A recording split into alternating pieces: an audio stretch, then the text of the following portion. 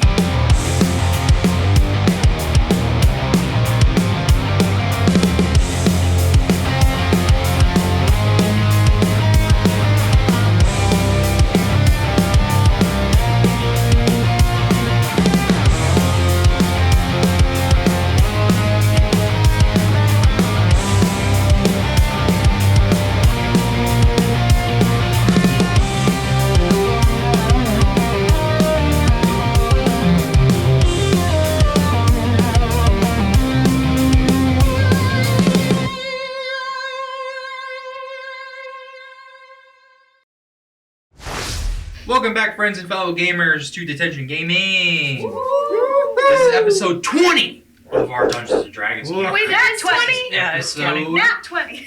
20, Nat 20. Ashkeeper's Legacy. If you enjoy our content, please subscribe with notifications, like this video, share it with a fellow adventurer. We greatly support your appreciated. Or you know. Greatly appreciate your support. Or don't, and I'll cry. It's fine. Our content broadcasts weekly on Saturday mornings on our YouTube channel, with the VOD available right after the broadcast for your viewing pleasure. With no further announcements, let's recap the events of last session and resume our story.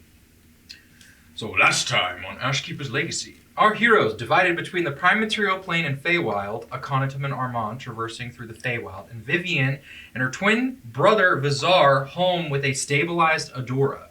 Adora was taken by the twins to the infirmary to be healed, helped by Avaganline, who reported the events to Slyvanna, what happened and got someone to cover your post for the rest of the night because of your injury.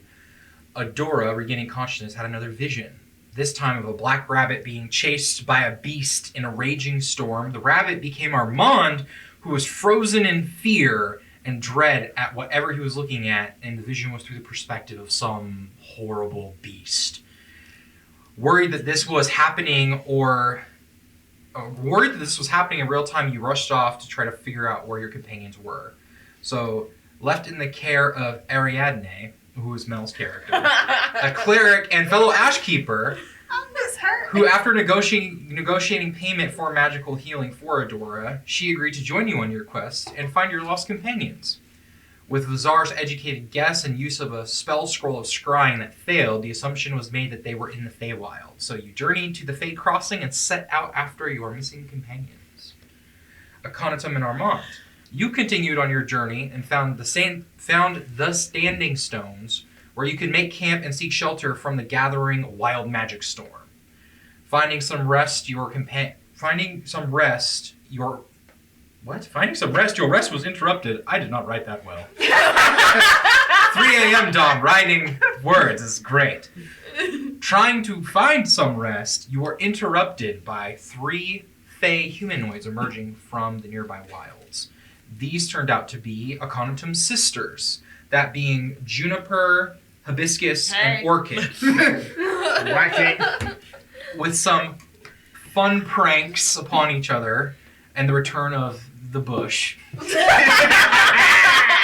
sat and discussed recent events and what brought you to the Feywild, and about Pan, your father, and what they knew about what was going on.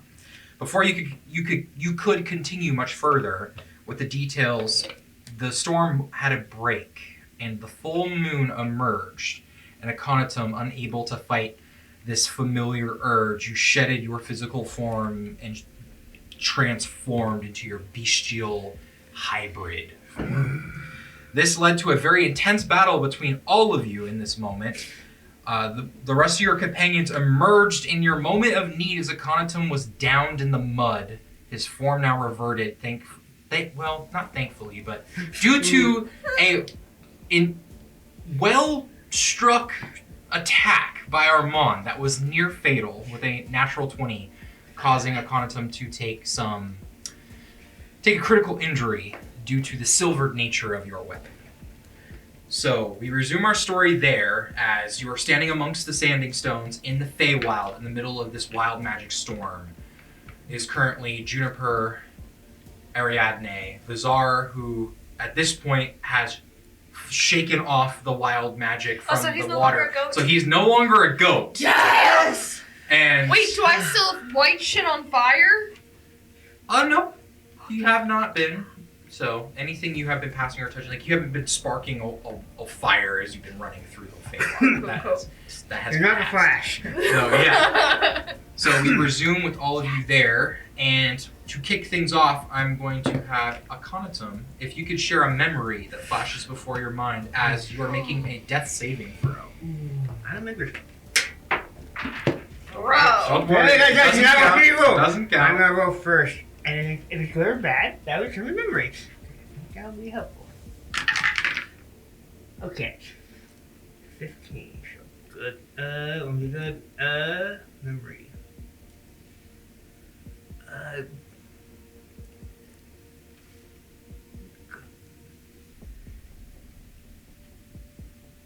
You have none.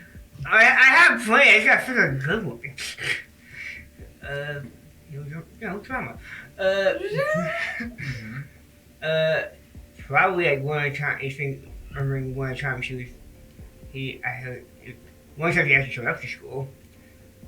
Saw a baby at the door before she actually got muscle was being picked on, and proceeded to take said bully and shove him into Walker. That's adorable. Cool. Go ahead and make a death saving throw for I me. rolled 15. Sure. 15? Okay. So that is one success. The rest of you, what are you doing? As you see Aconitum laying there in the mud, blood spilling out of the wound, rain drenching all of you, everyone still kind of breathing hard, adrenaline still there. Juniper looking over Tom laying there in the mud, having relived this event again in a kind of equally, if not worse, circumstance. And those of you who ran into the battle last minute, so the two of you are kind of like trying to figure out what's going on and how this even led to be. You do remember seeing Hibiscus and Orchid running in the other direction, and they're probably long gone at this point. And Ariadne is just kind of standing there, also kind of in shock with concern, looking over at like everything that's going on, and giving you all the space that you need. Sure she is. Sure she is. Julia, Just kidding. I can hear the hair turning in her head. How can I swindle money out of this? I'm gonna run up. I think I'm still big for like probably another half a minute. Unless you just choose to end your rage. No, I want to stay. It's not rage. That's not a rage. Oh, right. Oh, jeez. Not a barbarian. Dollar in the jar. Dollar in the jar. Barbarian. For once. I blame Boulder's Gate. Have the giant barbarian. That's my excuse. So I will run up and just like scoop Tom up in my arms and be like, he needs help. Is my axe still in him? No. Okay. He needs help. Um, I have a squeaky voice. Ariadne, can you please? I'm just like holding him like Make a tiny baby. persuasion check. God damn it! It's I'll probably give you advantage. You will? Mhm. Oh. holding tiny baby Tom In your giant hand. in my giant hands. 18 for one of them. Let's see. Okay, 18. Cool. She looks back and she turns her head to you with a brow raise. She goes, I suppose but you'll owe me again. Fine, please. Just, Do not pay her any more money. I will do anything right now. It's Tom. Okay. She goes and walks over. Similar arcane magic healing is kind of like waves kind of echo out from her hands with an arcane pulse, and you are restored to 1 HP. and stabilize as you kind of cough up blood a bit. See the I'm dying. flashing of lightning. Everyone standing around you, drenched in the rain. You're in my hands. Yeah, you are in large Adora's hands. Me like rolls out and just starts to back away from it. Like, No. It's okay. You're okay. Everybody is okay. who got hurt? Who got hurt? Nobody's hurt. You got hurt. I'm pretty hurt. Armand is a little hurt, but not like before. They're okay. I promise Jennifer you looks, they're she's okay. like, we're all okay. Just calm down. Deep breaths. I'll get tiny. Don't back out of the Well, not standing tiny. stones. You're like on the edge of the standing stones, and you kind of feel your hair stand up in the back of your neck, and right nearby where you're about to step out of the stones, this lightning bolt strikes, and dirt goes flying, mud goes flying, a rock. You see kind of like roots around the rock animate, and it begins to crawl out of the ground and crawls away like a crab into the wilderness. Hey, we're okay. Armand's a little hurt. Everybody's a little scraped up. You're probably hurt the most, and it's not like before.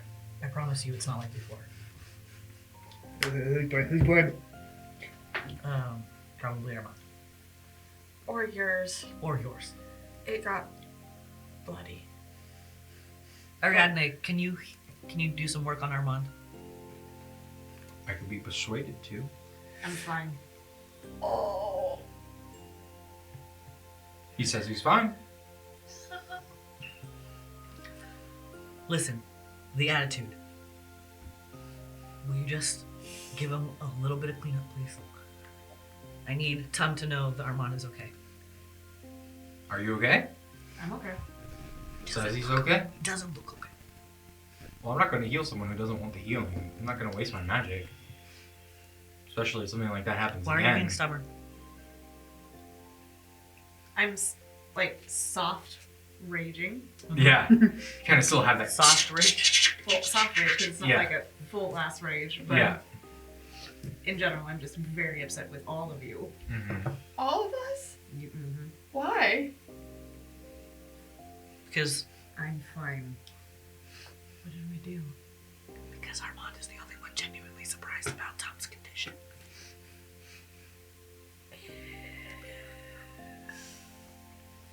See Vizar kind of standing there no longer ago. It's like, well, not the only one. But I had made an educated guess. And he kind of smiles. I'm sorry. It's okay. He needs us now.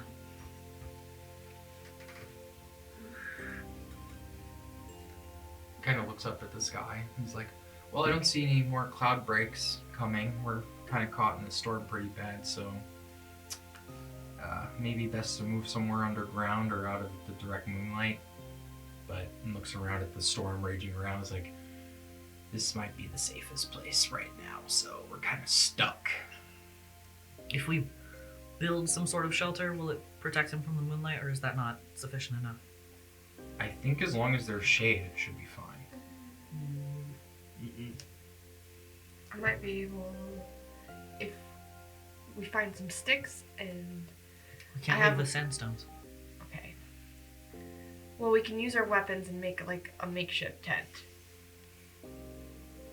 I pull off my shield and Okay. try and measure it around I stab, around Tom's head. string my bow and I stab it in the ground. Aconitum, do you have to be exposed or do you have to look into it? We haven't figured it out. I take my cloak and I just like drape it like over his head. Okay. Yeah. Oh. Okay. Yeah. Whole time Stay Tom was mumbling something each other. put. Is it heavy? The cloak is not heavy. Oh, It's like, just- is it weighted? He likes put it on him and he's He's only got 1 HP. Sorry. And I like slide under my bedroll so that you can at least be comfy. He's still. Sounds like he's talking to himself in so bad. I stay and I rub his back. Armand.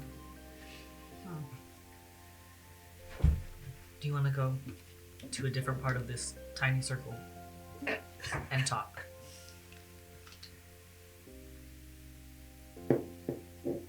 We'll have a conversation later. All right. There's other pressing things at hand, obviously. All right. But you Juniper. are on thin fucking ice. Oh, I am? All right, then. Do I hear all of this? Oh, yeah, we're in the Time. same... Now you're I just asked if we wanted to go somewhere and talk, and Armand was like, nah, fuck you. Juniper comes over towards you, Aconitum, and just sits nearby next to you and gives you space, but is nearby just in case things should escalate again, but also should you need comfort. You may be the oldest, but she, being the oldest of your sisters, definitely has kind of taken on some of the responsibilities of being one of the two older siblings. And just make sure that you're okay and, you know. Technically not the oldest because it's triplets. But she's definitely the big sister. Right, sorry, yeah, the big sister. One had to be born first. The part plant. One still had to hatch first from the seed. One blooms first. But nonetheless, she's there to comfort you. Tell me says about the kind Charles.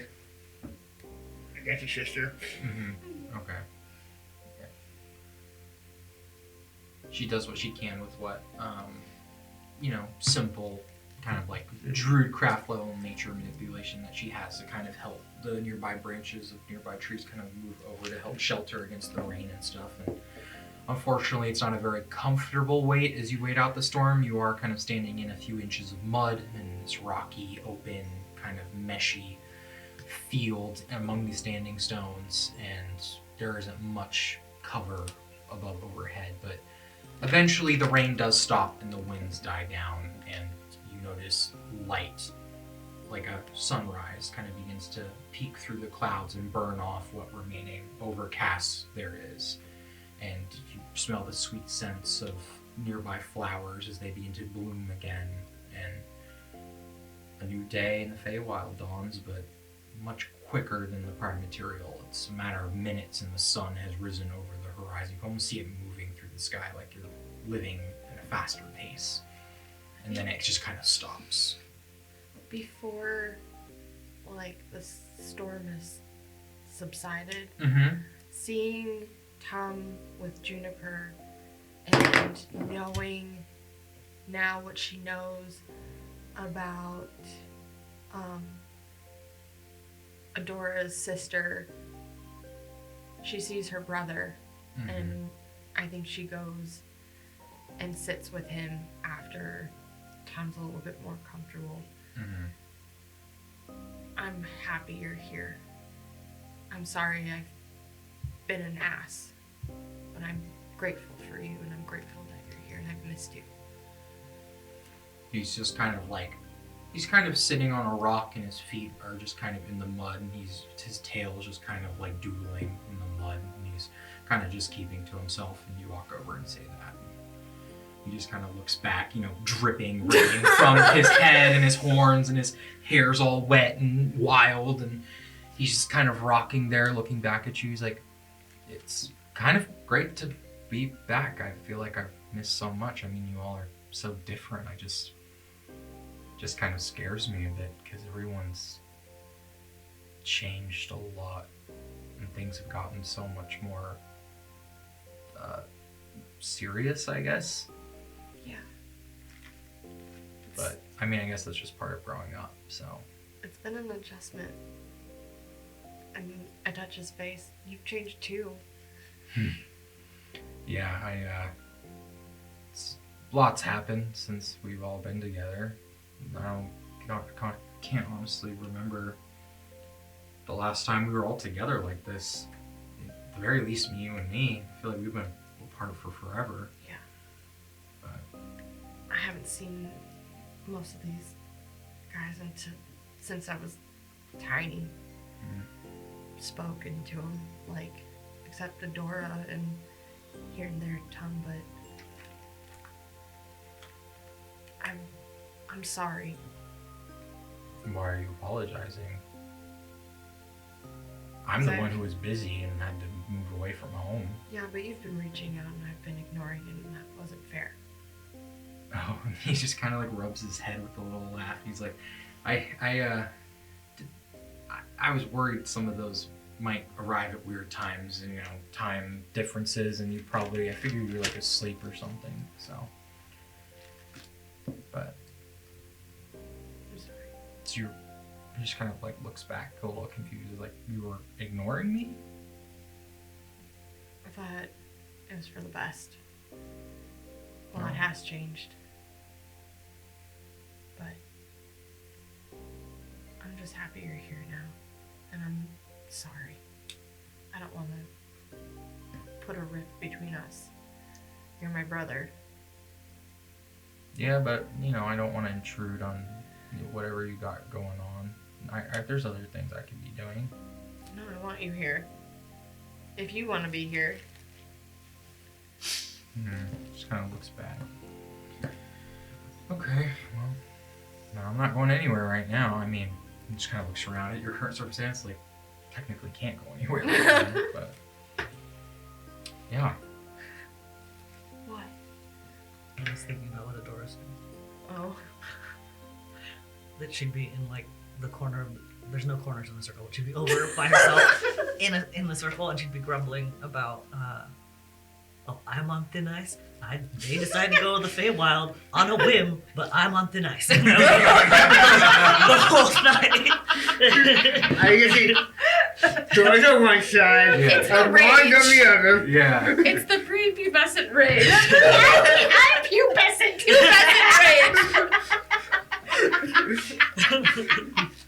Is he the youngest Yes. in the group? Yeah. He's a baby. Oh. Currently the biggest baby. But yeah, with that, if there That are... would mean my size, motherfucker. Hey, you were not her size, so that's on you. Are there any other orders of business before the storm clears? Any more conversations through the rest of the night? Okay. No. So with that, sunrise and a new day in the Feywild, as the standing stones keep you safe for the remainder of the storm. And that cool air breezes through the trees and the flowers bloom once more, and you can read the nearby nature and read the signs that things are safe to move on. Well, he cracked her neck and it scared us. Oh. She should be dead over there. I'm a massage therapist for a living. Oh, Do I need to go get my cape? hurt my soul. Sorry. Probably. Channeling Armand a little too much, Olivia. A new day dawns.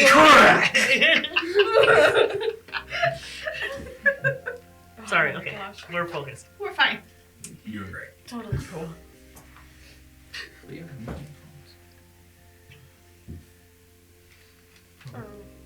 Thin ice. Unfortunately, Tom, you are paralyzed, and that is a continuous condition. I will say you can talk, but beyond mumbling and talking, God about you that. cannot physically move at your on your own whim. You're just kind of limp. There's just numbness throughout the rest of your body, and you kind of have that like silver taste in the back of your throat, and it's a painful, ever-present sensation in your body. Waking up, she You also gain a point of exhaustion for going unconscious as well. oh, she restrings her bow.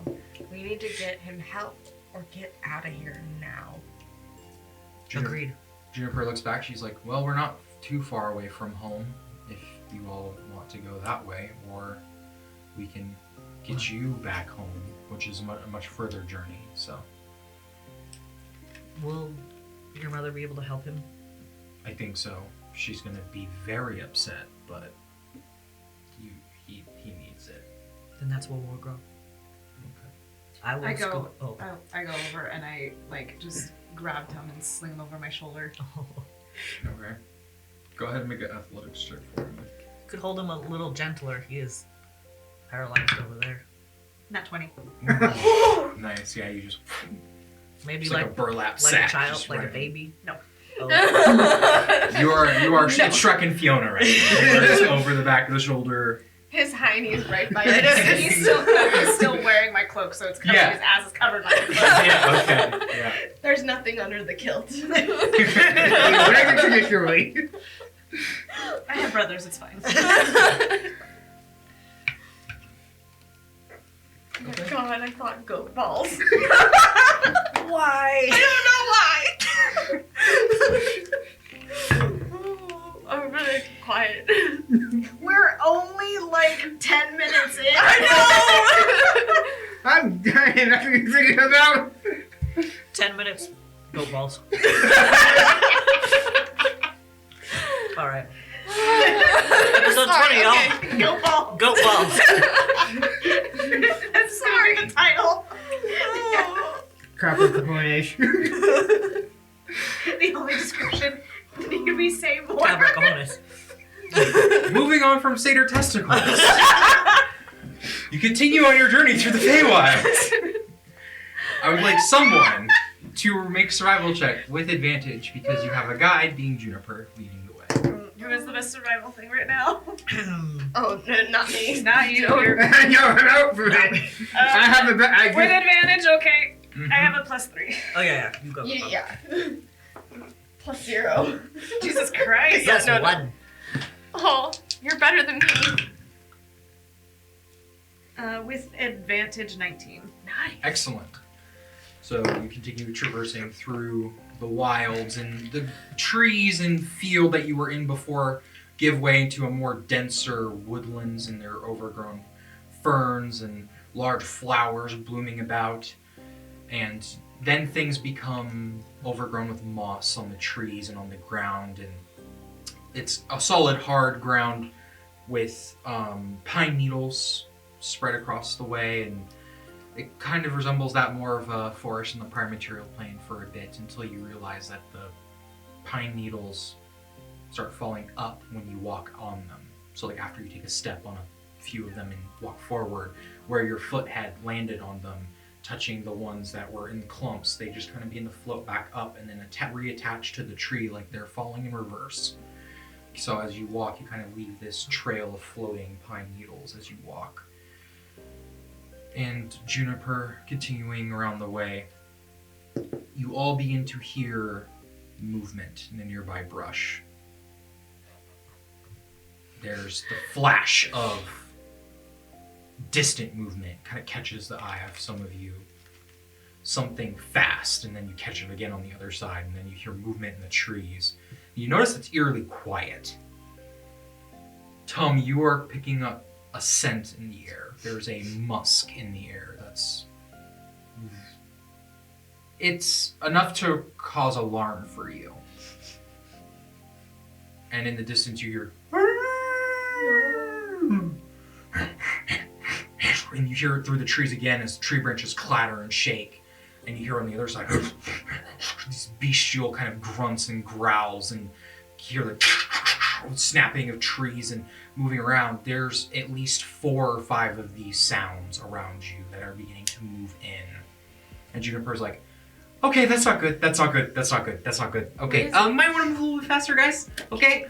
What is that? If you would like, I will allow you all to make perception checks at this point. Okay. 17. Okay. 9. Would you want to 4? So 7. Okay. 19. 19, okay. The howl resembles that of what Tom was doing last night. You are worried that he's attracted other Fey lycanthropes nearby. Go with Juniper. As you hear what Get sounds ready. like other werewolves or lycanthrope-like creatures beginning to move in on your location. You say go with Juniper. I kind of shrug Tom off to you. I'll be like, I'm the one with the preemptive apology. And I immediately take out both of my Kusurigamas now. Mhm.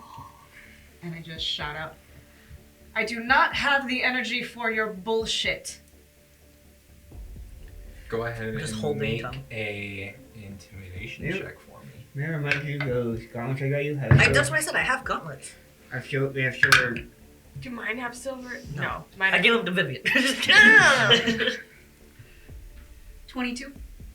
22.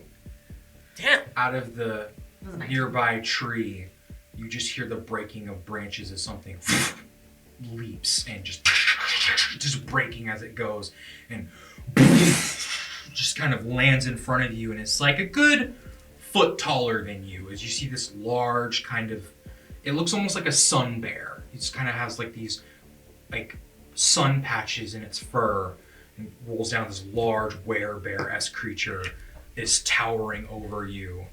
Bear claws, kind of this large muscular frame covered in fur with this like potent musk, just towering over you. And you say this and stand your ground wielding the Kasurigama, just kind of sniffs towards you and clocks the weapons. And you see it just kind of turn its head curiously. I turned my head as well. And you notice that the beard is kind of braided a bit and the ears are kind of more fey, kind of pointed in the sides. And you can kind of make out some more humanoid fey features in the lycanthrope-like werebear face.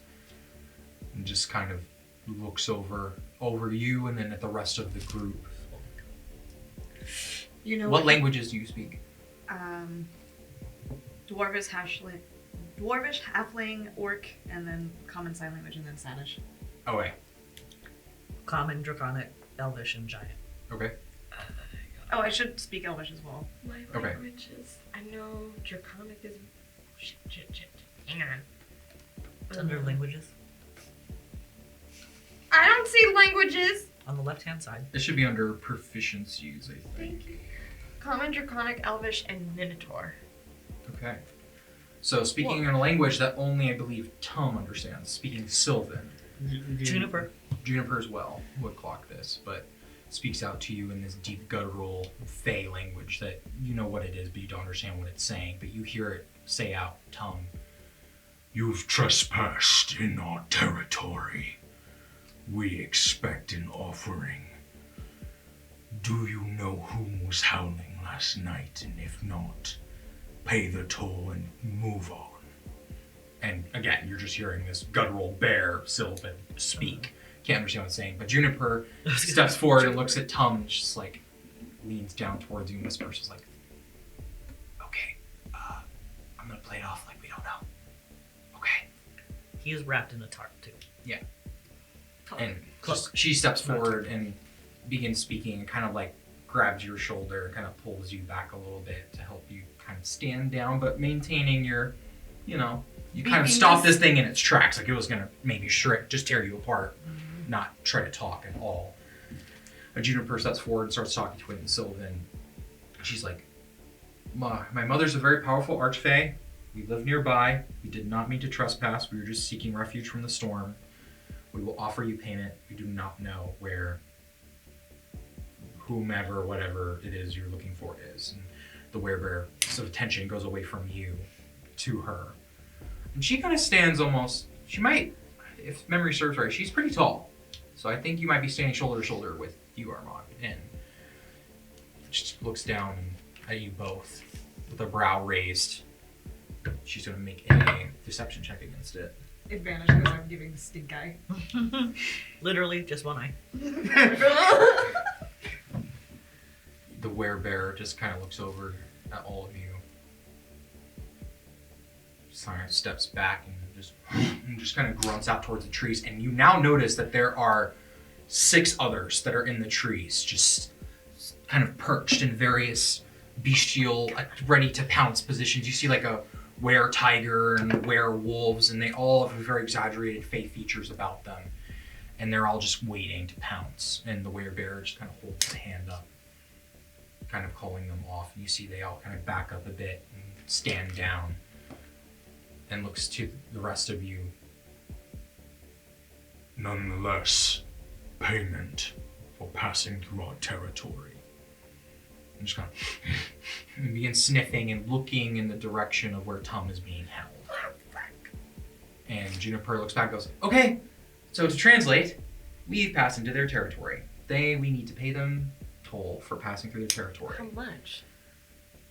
She translates, and the individual looks back and goes, A token would suffice, something of great sentimental value.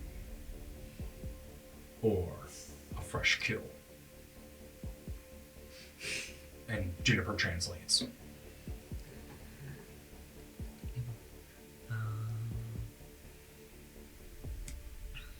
I have something. So do I. I want you to keep that because that person isn't here. And what is it? What good is it? Don't be mad Leave me alone. when I hold out the ring. Oh wow. It's one of my prized possessions. Before you can hand it over, I hand over my sending stone. No. Because that's how much I don't want you to do that. So I reach into my pocket. I like hand Baby Tom over to Juniper because Juniper's tall. Juniper. And I just reach in my pocket, I grab the sending stone, and I reach it out. I'm just holding it in front of the werebear. The werebear takes the sending stone and just looks at it. It doesn't work. Not anymore. But it is very sentimental to me. Make a persuasion check. I'm terrible at persuasion, guys. Persuasion. You say that. Okay. You say that. 18 with a -1. Ooh, wow. Okay. Takes the sending stone and looks at you. And it's weird because there's this moment. It's sourceless. But all of your emotions, there's this empathic connection between you and this werebear where you see in its eyes its understanding of the emotion and sentiment of what this item is. And it doesn't stem from him. It's beyond something maybe in the area. Maybe a higher power, another archfey nearby, you don't know. But takes it and you can instantly see while holding it, grasps the understanding of it, even though you're speaking different languages. And it just looks at you and nods, and looks back at the rest of you and holds it kind of tight in its grasp and goes and opens up a bag, puts it into the bag among other random items that you kind of peek at, and just backs off. Go safely. And kind of goes back and gets down on more like all fours like a bear. Just kind of begins kind of stalking away from you all as the others in the trees just kind of look around and you hear and you see the other ones kind of and they all just kind of begin to part and go other directions fast through the trees in separate directions. And you are kind of just left alone in a moment and you just watch the kind of arched back of this werebear leave as it wanders off into the distance. I just watch him walk away for a while. Juniper was like, okay, cool. I take Tom from Juniper again, sling him back over my shoulder, just like, let's Yeah. go. Okay, yeah, thanks, Dora, for that.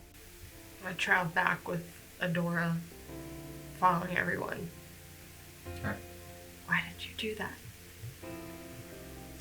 You're here. She's not. Yeah. I've already lost too much. I don't want to lose anything else. But then I just keep walking. Okay. Eventually, you come out of this dense woodland, and there's this large waterfall that you encounter, and you see the water's running upwards instead of downwards from the bottom of this pool up the side of this cliff, and then running like a river through the forest. And Tum, you recognize the scent of your mother's glen. You are near home, and Juniper's continuing down the way. You kind of begin to hear some splashing in the nearby water, and you all see a very familiar form you see Kelpie, who is a female naiad, a river nymph, who is a part of the friend group in the Feywild. Some of you, I think all of you have met her at least once, but those who frequent the Feywild more often, she's just kind of more your age, fun, rambunctious. She's just a wild Fey river spirit that is under the guise of Lily, who is in command of kind of all, under charge of all kind of nymphs and sub-variants of nymphs in the Feywild. So she's wandered kind of outside of the protection of the Glen at the moment, but she's going through the river, and you see she's collecting river stones in like a little net pouch. And her form, being naturally a nymph, she has long, it looks like almost river weed or seaweed, like hair that comes down, covers the open bare chest, and you see she's wearing like a knitted scarf that's, or not scarf, but like dress-like scarf that's more of like a net mesh that she's wearing. And she kind of looks like a weird freshwater mermaid in a way. And she does not see you guys at all. She's completely oblivious, which is kind of to her nature, but she's currently collecting river stones and occasionally kind of popping up out of the river and skipping them across the way. And again, just oblivious. And as Juniper kind of walks up, she's like, "Hey, Kelpie!" and like yells at her, and she kind of like looks up, and you kind of hear this like humming kind of whistle as she perks up in the water and looks at you all, and she's like, "Hi everyone, hello!" and starts waving in your direction. And she climbs up out of the water, dripping wet. She's like, "Whoa, everyone's here! What happened?" and sees kind of the state of dress you all are in. Some of you a bit bloodier than not. And she's like, "Well, I knew the storm happened last night. Were you all out in that?" Yes. "Oh my goodness. Well, let's get you all back pronto, yes?"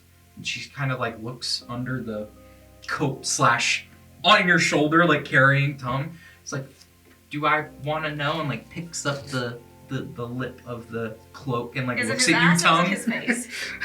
Is it goat balls? Is it Roll for goat balls! It's his face!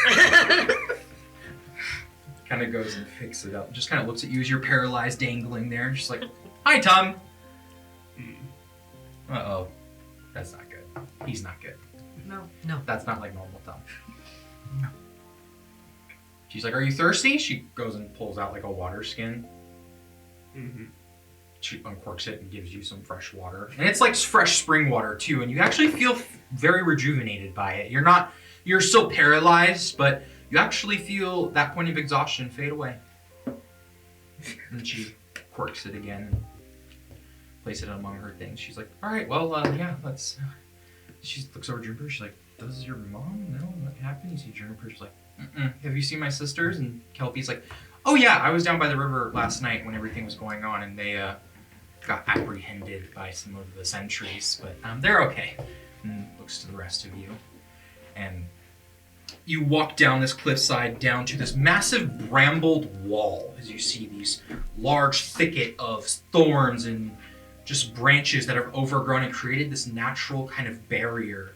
And standing around the wall and on top of the wall are these large Spriggan sentries, these large wooden plant-like creatures, not too dissimilar from myconids, but more wood-based, like a twig blight, but much larger, standing stocky with carved wooden, sharpened weapons at the ready with kind of fey runes inscribed upon them.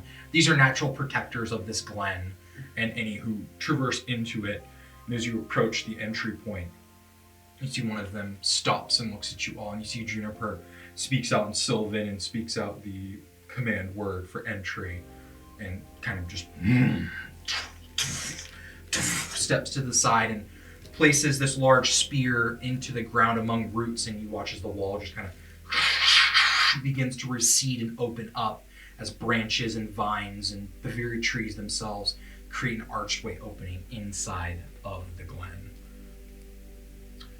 And walking in, you see Lily's domain of delight. You smell the sweet scents on the air and see the light piercing through from beyond the wall. And there's this sense of just relief as you all step foot within the glen itself. There's trees everywhere bearing sweet fruit with crystal clear fresh waterways snaking through the tall green grass and meadows of flowers. There's countless nymphs walking around without a care in the world in various states of dress or undress. This is very normal here. There are large, thick bramble walls, as I had mentioned, bordering the entire glen. This is something new.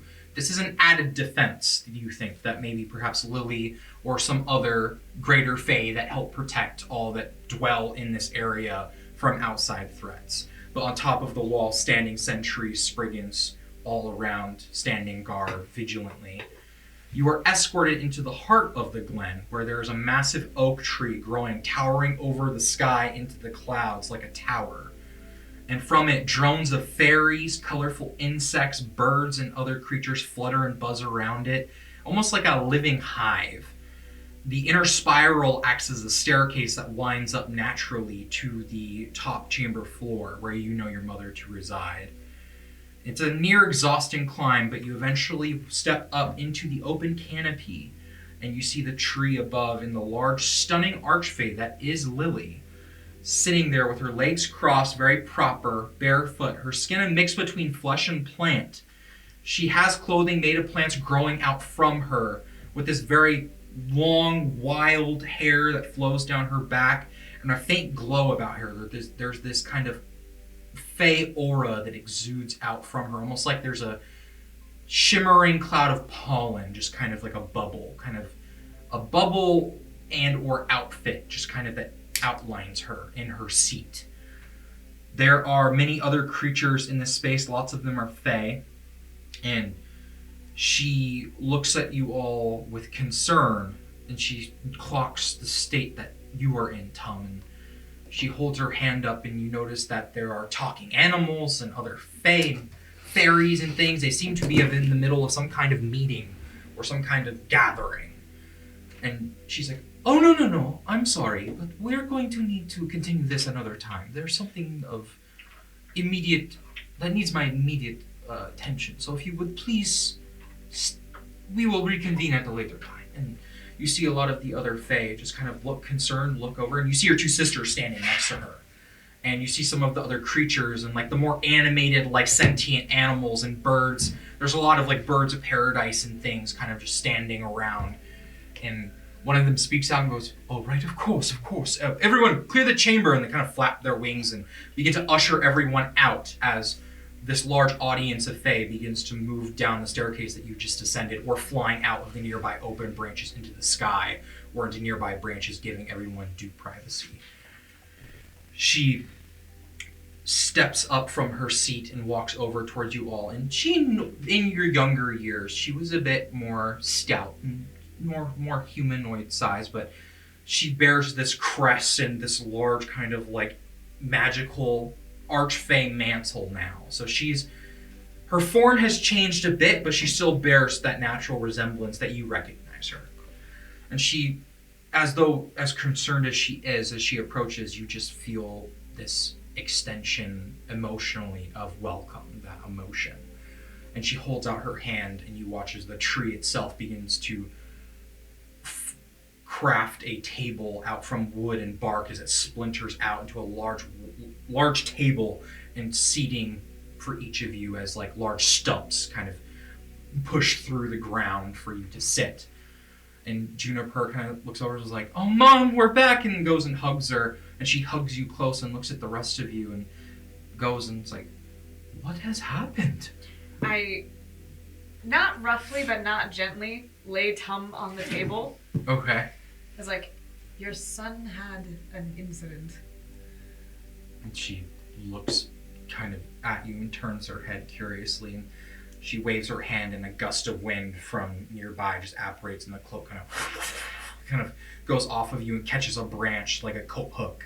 I would and like that back. She looks back and she nods, but looks at you, Aconitum, and her hand kind of begins to encircle, and there's this kind of dust and pollen from around the room. The nearby canopies begins to collect, and flower petals begin to sourcelessly be pulled out of the nearby nature, and you begin to get covered by these petals, and you are almost cocooned by them. And then there is this flash of green fey light, and they all kind of break away like a sudden falling of petals. And you are cured of your condition. You are no longer paralyzed. As she uses what fey magic she has to do that. She goes, you should feel better now. Please take a seat, everyone. And you see cornucopias full of fresh fruit and vegetables and fresh meat from hunts and just food in general to your liking, be it sweets or otherwise, are brought to the table for you to enjoy. And plates are set and the table is dressed. You see little Tweety birds and other random woodland bestial creatures begin to set the table, very Disney princess-esque, as she's walking around. And once the critters clear the table and your places are set, she goes and takes a seat at the end of the table, and Hibiscus, Orchid, and Juniper sit there. Tom, your usual spot is open, and then for the rest of you, open seating on the other side of the table. I must confess, your sisters have told me their side of the story. I would like to hear yours, so no details are left out. Are you all right?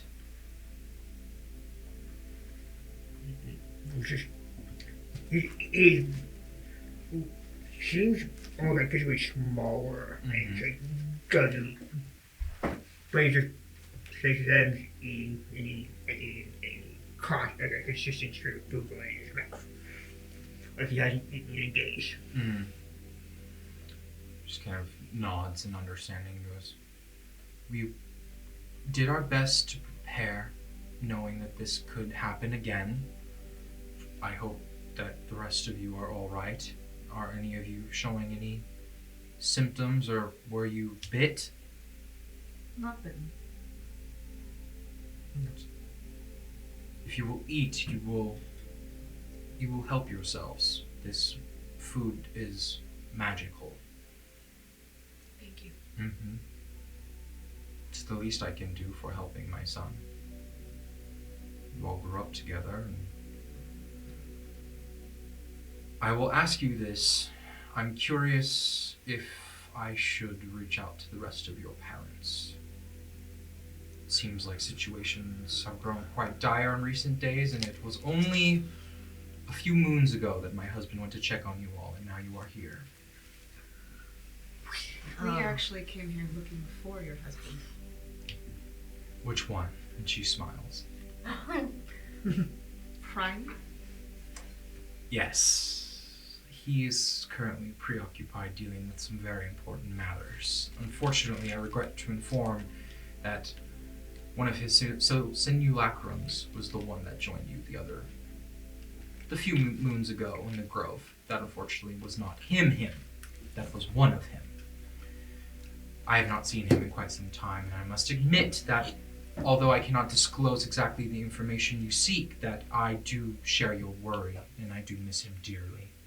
But I did promise him that I would look over any and all who need my help, especially you all.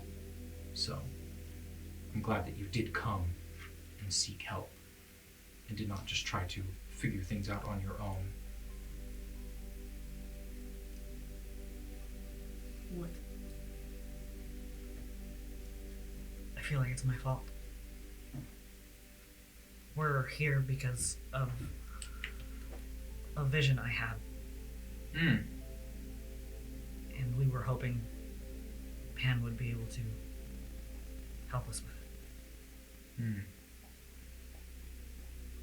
I am archaically inclined if you would like to talk to me about your visions. I doubt, other than past experiences, my husband and mate, I do not know if he would know more than I would in the matter. He may be able to point you in the right direction to find the answers you seek, but what do you exactly mean by visions? We did talk with another one of the archfays here. Who? Moth woman? She just kind of turns her head curiously, thinks for a moment, and looks over. She goes, oh, Silk's mother. What did she have to share on the matter? She would know more than any, I think. Wait, but she exacts a terrible price. What did you... The rage kind of like goes a little bit. I'm like, I gave something, but I don't know what it was. She looks back at Tom, concerned. That is a side effect. What did you learn? I wasn't quite paying attention. Ask your son. That's what that is. Continue shoveling food. I know that you are coming into powers and new responsibilities, and that is only natural growing up, but this level of interference in Fey matters is dangerous. Something about the summer court and the winter court joining forces? You see her face just gaunt as she looks back, and she's like, you should know about that. That's what she said. Yes, but I'm telling you, you should not know that information. That is... And she looks over and you see the other two sisters are like, ooh! They're loving every moment of this. And you see, I mean, it's correct me if I'm wrong. It's Hibiscus who's signing to Orchid and is like translating. Yeah. So it's like signing all this, and you see Orchid can... She just can't talk. Right, she can hear. So she's listening in, and then they're signing to each other, kind of like quietly gossiping to each other. They're probably going like, oh, damn. No, right, pretty much, yeah. And you see Juniper's eyes kind of go wide as well hearing this, and she's just kind of like, because she already knew, having kind of had some insider knowledge on it.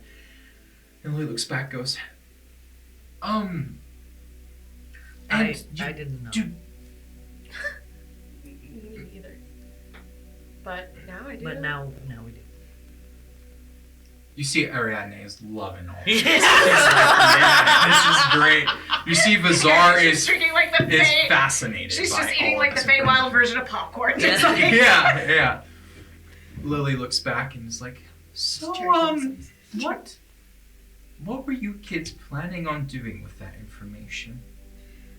Just got it. If you're looking for nothing, just find Dad. one moment, Senora. Hey. I understand you went through an ordeal, but you still owe your mother some deal of respect. Stop eating for a moment and look at her. Just keep eating. Thank you, Armand.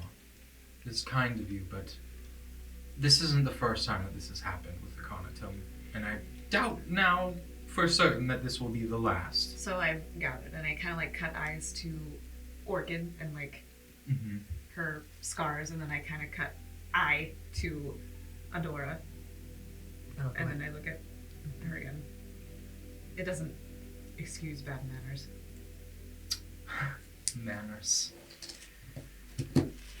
Well, you all are old enough to settle your own quarrels with one another, and while I may be most of your mothers, and looks at you and your sisters, and looks back at the rest of you, I do expect you all to act like adults now, especially at my table. And as I said, the information that you have is not supposed to be yours. You have exacted a heavy price, and now I am contractually obligated to report this to the Fey courts. I'm one of the wardens that keeps watch over the Feywild for the summer courts, and it puts me in a difficult position.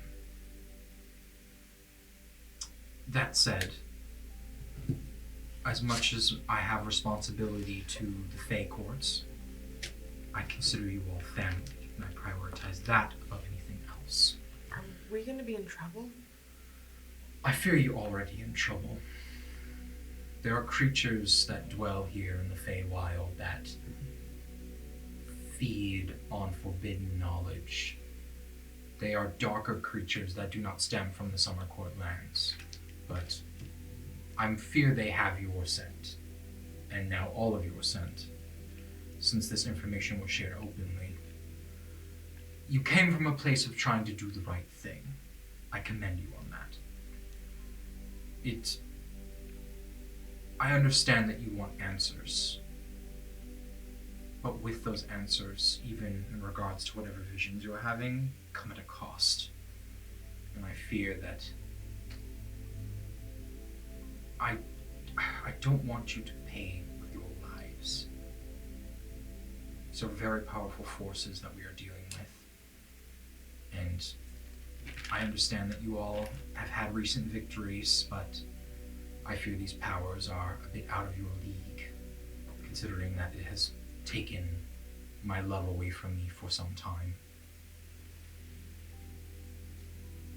He's strong and powerful, and only by visiting fragmented parts of himself do I know that he's still out there somewhere. And I wake up every day hoping that the other hymns are still around, because at least that gives me some reassurance that nothing has happened to him. And I don't want to send all of you into that, if you can understand. I cannot stop you. And I'm only the mother of these four, and looks at the rest of you. And my wishes are not always taken to heart. And she gives a very motherly, kind of stern glare at all of you, and the sisters all kind of get a little quiet and stop joking around. I suppose we are at a bit of an impasse. I cannot give you the answers you seek. I could guide you with these visions and try to help you understand them better, but beyond that, I'm not an oracle. I cannot give you the answers you seek, and the more Fey you talk about these visions with, I fear that those answers you seek will become more readily available for prices or favors from other beings that are going about the wilds as they do. You all are very vulnerable being here, not being Fey. But it was a very brave thing. And had you not been here, I fear circumstances would have been much worse. And she just kind of looks back at Tum, and then you, Armand.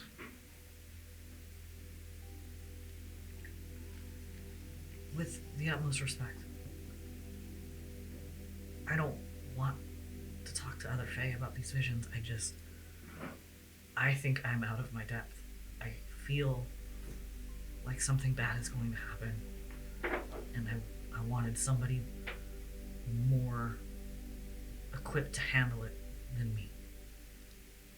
She just nods. She's like, good, then you're hearing me right.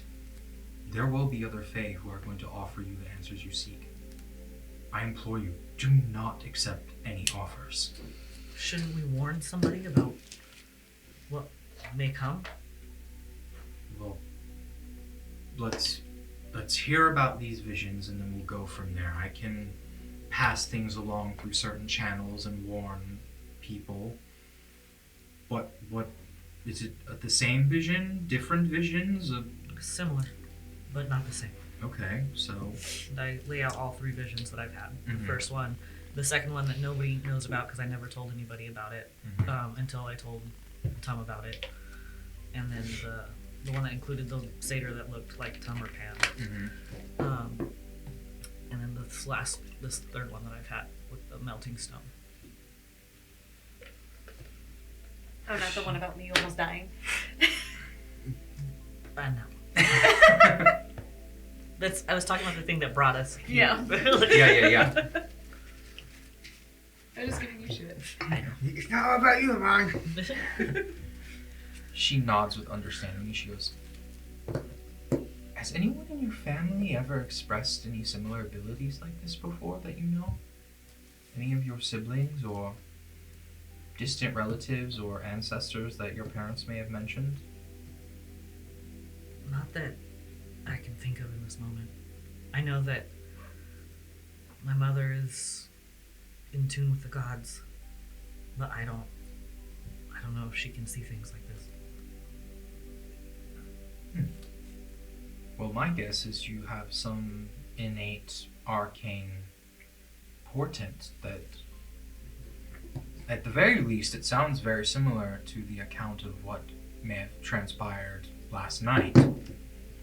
The rabbit and Armand and the beast and the things that Aconitum has been. As I mentioned, beast, and kind of just shrinks even more. Yeah. has been dealing with. What about the vision that sent us here? The melting stone, snow shape. Chocolate. Yeah. Wax. Chocolate. The wax. Right, like candles. Yeah. It does express some great concern because from what I am able to share with what information that has been shared with me through recent court summonings is some of the Fey fortresses were laid to waste and ruin, and the description matches that of your vision. Corpses plastered in moments of terror and outlines of an intense heat, and the very stone melted like wax. There are truth to your visions, it seems. However, that accounting had happened some time ago, so I think you at least, depending on how times work based on here and the prime material, here that happened long ago. For you, it seemed to be a vision of the past. However, the thing about your vision which concerns me most is it seems that there was this voice calling out to you, asking for help. Perhaps your power that you have is stemming from something else that is simply just trying to use you as a vessel to help itself.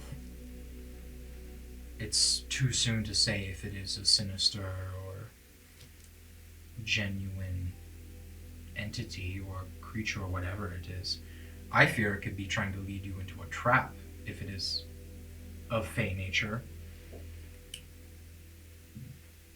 I cannot speak to the forces that have rallied the two courts into a, mind you, temporary alliance, but I can understand why you want to seek answers for these visions. Do you have any idea what that entity is?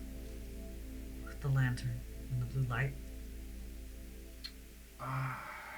Fortunately, I don't know of any Fey creatures like that. In all honesty, from what I know, it seems less Fey in nature, and it seems a bit more primordial, something more elemental in nature. It has this connection with the color blue and fire, but beyond that, I can't grasp much more than that. It could simply be some elemental spirit or something. Alright. I wish I could offer you more answers.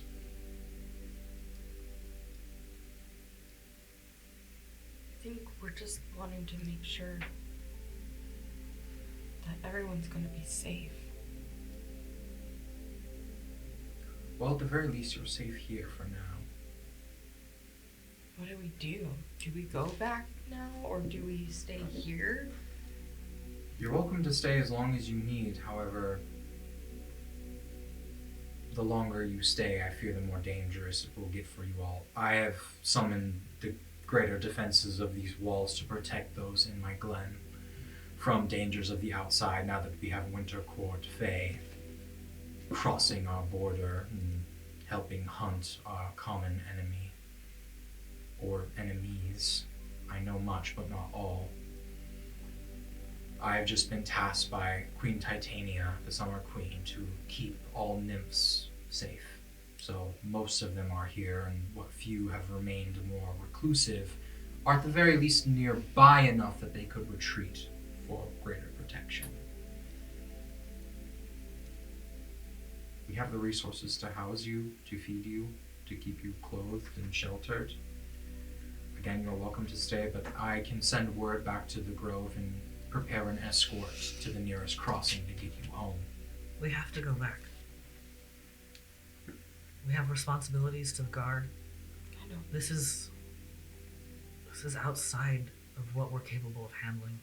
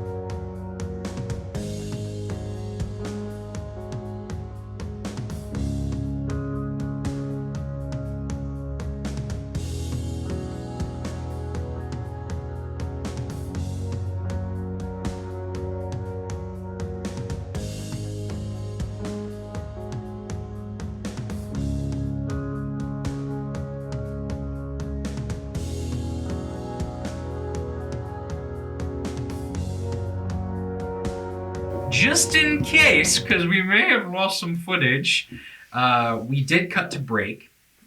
So during the first part of this episode, after the aftermath of the battle and all of you kind of coalescing together in the Standing Stones, you were healed, so you were no longer bleeding out by Ariadne, and the party waited out the storm safely in the Standing Stones.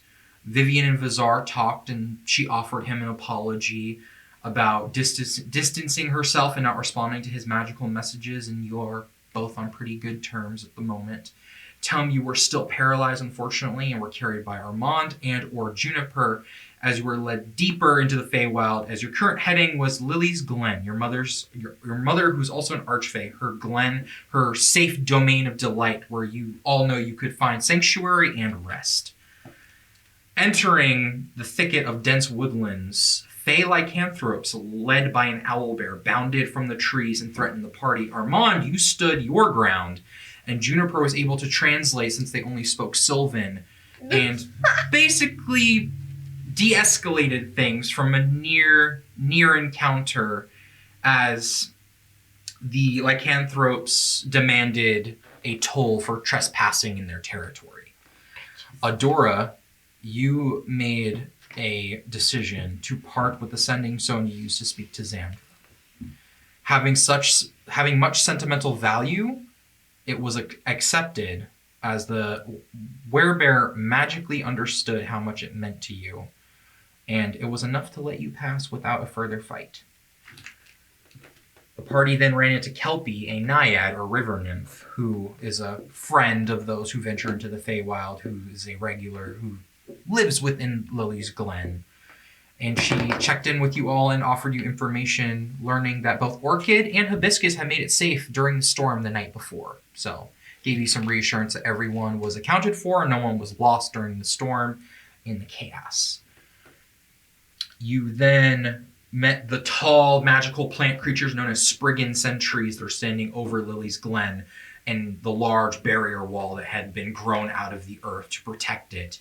And were given passage within, Juniper leading you all through, knowing the words to speak to gain entry. You climbed up the heart tree to the main chamber where Lily, the archfey of nymphs, sat. She cleared the room of all other sentient beasts and fey creatures that were currently in council with her, and she gave you her utmost attention. Things in the room got very tense, with serious conversation about what brought you to the Feywild, what you learned, how you were meddling with powers beyond you at this time. She offered support in helping Adora. You understand your visions, and Adora, you admitted that you felt some tremendous guilt for these visions leading to recent events and leading the party into the Feywild and kind of bringing them into more recent perils. She shared her insight about how it could be a Fey luring you into a trap, or in fact, it seems more primordial in nature, something more elemental, since there's distinct themes of the color blue and the presence of fire. She warned you about how other Fae may have answers to what you seek with these questions and these visions, and will take advantage of you seeking those answers, and warned you not to take any aid from any Fae creatures, be it Summer Court, Winter Court, or otherwise. Tom, you were also struggling with the recent episode and has left you not as your normal self, as you kind of shut in a bit. And while you have the support of your sisters and your party, you can't help but relive the recent events and worry about what could have happened. And honestly, you don't remember much, so it's kind of tough to fill in the blanks and worry about, due to past events, how bad things got with your own sister and how things could have got there with Armand or any of the others. So you're kind of lapsing a bit of guilt yourself in that regard. Vivian, you spoke with Lily and asked if she could contact your parents and your grandparents and let them know what happened and how you were all safe, and asked how best to help Tom should this happen again. She recommended that you isolate him from others during full moons. Being a werewolf, silver is effective, but also iron since he is Fey. His state isn't normal lycanthropy and is something much more, stemming from stories you've heard of your uncle, who you know has been lost, and from battles before your time, and that mixing with some darker Fey lineage connections in his own blood. She remained optimistic and shared how he may become a force to be reckoned with when and if he better learns to control his powers. So, with that, she ended with saying that she was glad that everyone was alive and now safe, and worries that the longer you all remain in the Feywild, the more dangerous it will get for you all. And so she suggests you return home with an escort, but the road you walk is your own, and you're not children anymore, so you are open to make your own decisions with what lies ahead for you all. We left with you eating, drinking, resting, and taking care of yourselves, and that is when we had cut to break. Did I miss anything? You, Lily sent word to... Did you say that? Yeah. Yeah, okay. Okay. Wait, so did we take a Sent short word to rest the or long rest, like before break? parents. Sent The word to decision at is least yours. Or No, all of the parents and all the my- parents? Yeah. All the parents? Oh! Grandparents. That's what I thought it was. No, I thought it was just to your grandma. As Oh, far you're what okay. memory serves me right, it was Avery, Balthazar, Sylvana, and Elandor. Yeah, Oh, that I was It was thought just it was those four. I thought it was all the parents. No. I would love for it to be all the parents. Can No. we have it be all Can the we parents? get That happened right before we cut to break, so what did Vivian want? I assumed it was Roll a d20. all the parents, and then you did the I asked for all the parents at home. At home. So At that would, Oh. home and the Grove. so that would, Okay, Yeah, so but then some that parents would are in involve the- Yolanda as that well. would be. Oh. Yeah, but like, Because Pan is preoccupied, right, but I but was, she could contact one of the other versions of Pan. I figured all of them. Oh, I guess I didn't go over that. She gave better insight to how Pan has simulacrums or copies of himself, and she has not seen the true Pan in some time since he's out dealing with summer court affairs that involve working with the Winter Court, and which is a temporary treaty, which is hanging on by a thread and is high tensions, and yes. They So. said So- Pan, But you were the other good. parents would be Cassandra and Anais, who are Yes. also in Theros, Yeah, along with Avery and Val. Balthazar. And And then And the then also arch, or the, Pilar. Pilar, who's in Santa de Dios. Yes. We don't need to tell the other parents. No, I we mean, were telling. That's what she agreed to. Okay. No. To be But fair, also that her grandma, because she's Right, now taking because she's over now the new Grove. commander. Yes. Okay. Oh, This is my fault I brought this up. it's okay. It's okay. Okay. That's what I assumed. I'm glad we got clarification because corrected I it. thought you were like I- send word to my parents. I know and what you grandparents. forgot. I mean, Huh? like Donkey, or no, not donkey balls.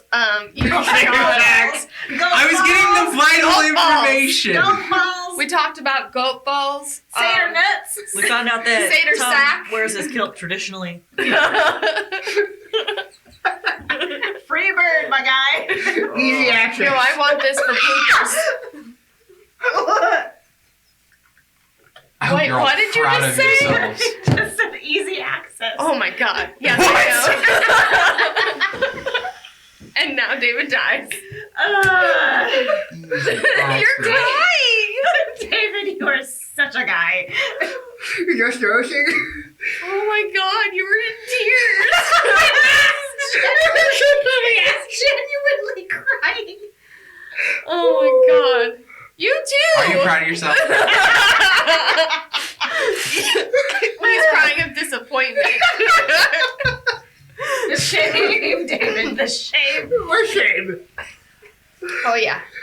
Here I am stressing over all the vital information for That the was possible vital! lost footage, and you guys are like, Santa sack! That was vital. That was Thank vital. you. Okay, I'm glad. Was there anything else that I left out? Let me check the notes. We're fucked. Oh, Because I have been taking notes. So, great. As awful as they are. So we're fucked. Good stuffs. So all the parents will know. Mhm. Great. Not great. Decidedly not great. It's fine. I mean, to be Not fair, fine. That is if Lily, with what in the capability notes, she it's has at fine. her disposal, can get in contact with the other parents. That's right. you They're don't in Theros, so. you don't think Barrow's gonna go talk to Cash when he finds this out. I prefer not to think about it. You don't think Lord Commander's gonna go talk to I think I'm someone's more scared mother? about Ace. You don't think Pilar is going to use those lightning greaves to run across the ocean? I know. Across the ocean. It's gonna be great. It's for the DM to decide. Mhm, mhm. Yeah, did you just hear thunder or was that the sound barrier breaking? Yeah. Both. Both. It's both. So, we are inside of Lily's Glen in the Feywild. Do, do, do, do, do. There's two more. We need a little bit more flowers. I know. I was like, damn, we should have changed the Flowers. tapestry. No, it's all No. good. No. No. No. Do we even have a spare one? Oh yeah, we There we have go. it. It's flower-esque. Okay. You put some I like, know. We need to talk about possible changes to the set eventually. Okay, hypotheticals. Hypotheticals. just built a tree, can we not? No. Text me. Never mind. So, you all are standing within the massive heart tree at the very top. Lily has sat down upon her throne once more, and you see the birds and sentient woodland creatures and other fey creatures have come flooding back in like a kind of raging river into the area, and Lily's standing there, and it's kind of like a town hall meeting. You don't all speak Sylvan, but that is the language predominantly spoken among these fey creatures, and there's just conversations where it sounds like they're more so expressing their concerns, and she's reassuring them that it's safe and they have nothing to worry about, and you all are kind of left to your own devices as you are all sitting at the table still, eating some food, drinking some water or other beverages, and kind of keeping to yourselves and are beginning a rest. So if you Long like, rest? you could do a long rest, you could do a short rest. Okay. Long rest. Long rest. You do not have to keep watch as you have the Spriggans to do that for you. You are, as far as you know, are completely safe inside of this. As far area as of we the know, Just don't piss anyone off. Long rest. Long rest. Luckily, the guy who's very good at Do not pissing people off is have- Chloe. no. The most dangerous aspect to you all at this time is probably the fact that there are a bunch of nude nymphs walking around, because that is just the normal here. Just fey creatures of humanoid builds of various types just walking around very freely and openly. There's a level of revelry that's just happening within the Glen, and it's kind of like a perpetual party in a sense, and everyone's very carefree, fun energy, very flirtatious. It's not That kind of trouble. yeah. I mean, they're fey, so And you wonder why Chloe's like he is. And being outsiders, there are many men who do not know you that are very curious about you, and then there are the more beings that you were more familiar with, who you've hung out with before in hangouts when Tum has brought you to the Feywild from your homes years before. There are the sisters who are all kind of huddled around Tum, making sure you're comforted and have everything that you need, and are just trying to talk to you. And so is there anything anyone would like to do, or anyone would like to speak with? I think Adora and I are due for a chat. Oh, okay. Okay. That was one of the things you did forget. What? That Armand is pissed at Adora. I'm pissed at all of you, but Oh, shice! I did It's forget not that. mine to tell. I did wasn't write it even down, time though. For me to know. Wait, I'll say it really quick once I find it. Something Armand. I don't know why I thought I did say that. Armand is upset and was among the few to know that this kept secret about Tom. Did I not say that? I'm sorry. you're good. Yes.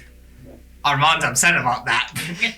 Being among the few who did not know about Tom's So I'm secret. sitting somewhere, probably drinking something, trying to keep to myself and out of trouble. I go over and I sit next to you, also probably drinking something, more likely just water because Feywild and I'm afraid. The water is evil in Feywild. One time! Vivian caught on fire. Okay, go ahead. I'm uncomfortable right now. I'm just trying to get I need to keep my mouth shut. Can you get a line of fire real quick? So how long did you know?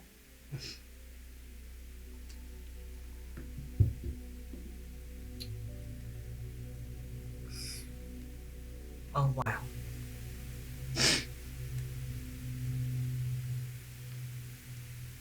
Who else knows? Or who else knew before today? I just stand up. I'm looking at you. I put my shield down. And I unclip my armor. It falls off, and I remove my scarf and I put it down on the shield, and I lift up the blue under garment that I've had, and under right here there's just scars that come across my side, and they're deep and they're thick and they look a lot like orchid scars. And I just put my shirt back down. I say, there was an incident. I swore to never talk about it. Hecate was there. Vivian found out much later because she's seen these scars too.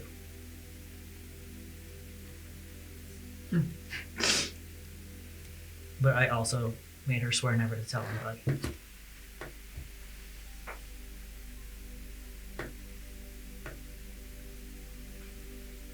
It's not our secret to share.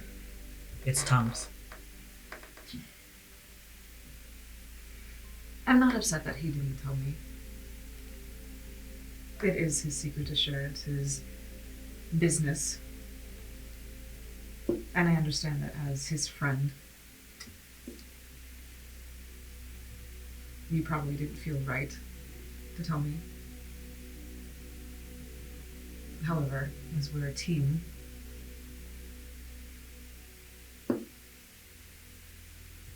and this may be just me, but I consider you to be the leader.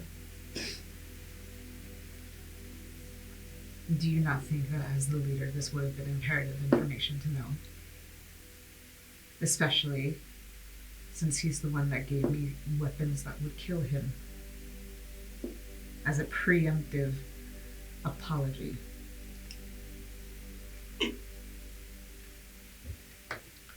We are a team. You're right. I don't consider myself the leader. I think each one of us makes up an equal share of the team that we are.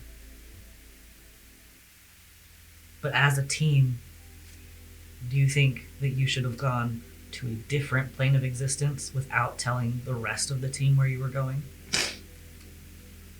Up until this point, have we been without each other for an extended amount of time? I knew Tom's secret, and I also knew that if we were together, I could have helped handle it.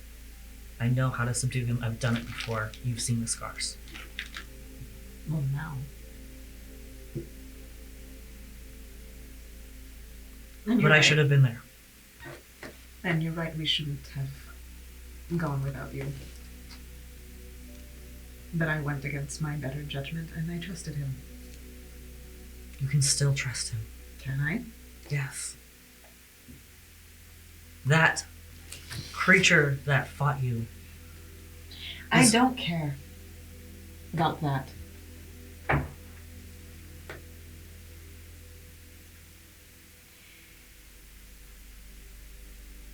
I've been thinking about why he chose me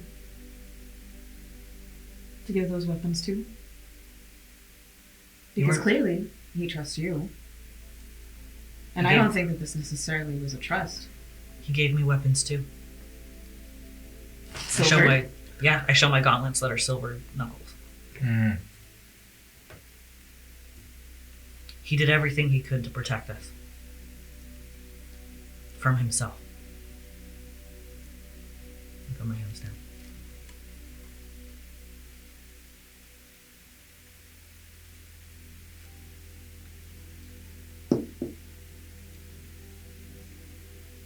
It's not enough. I think that's unfair. And if you don't forget, or if you don't remember, my mother also has lycanthropy. Again, I don't care about that. You should. Because unless... The lycanthrope Listen. is not the issue here.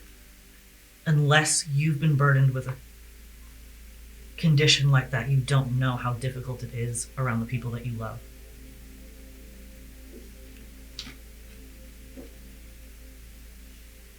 I grew up first-hand witness to it.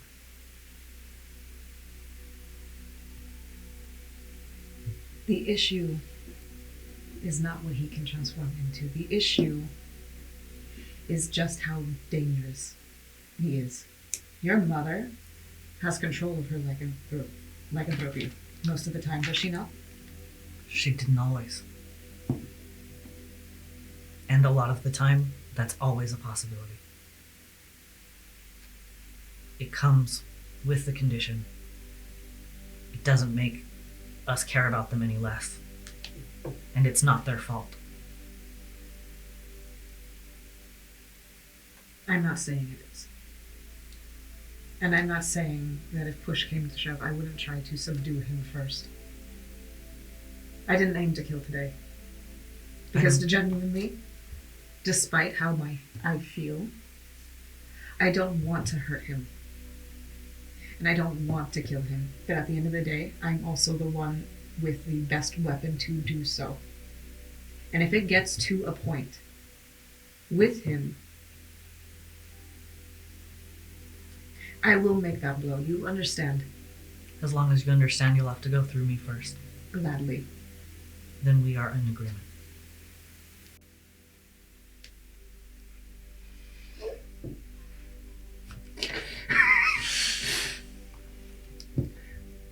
Hibiscus walks over. It's like, tea, anybody? And I kind of sit back and relax, and I take it from her. It's like, thank you. Mm-hmm. Is everything okay over here? It is. We've just kind of come to a mutual understanding. Remind me that I need to yell at your brother later for going to the Feywild alone and not telling us. Okay. Thank you, Hibiscus. Mm-hmm. Mm-hmm. Mm-hmm. Remind me to yell at your brother later that he should have at least put me in a better knowledge sense. I would have told you, but promised I wouldn't. You're forgiven. Oh. Forgiven? I'm gonna go get more tea! And then runs off. This is bullshit! And, yeah. Can I take my hood off yet? Mm-hmm. It's safe. You're safe. I go to work. And so I'm drinking the tea and I go, so Vivian's seen these scars, huh? No! I just took it off! You say that you're surprised. When I know. Oh, I'm not surprised. I just didn't realize how far it went. That's because it's actually none of your business. If it makes you feel any better, you shouldn't give up hope. Oh my god. Yeah. Hope died a long time ago.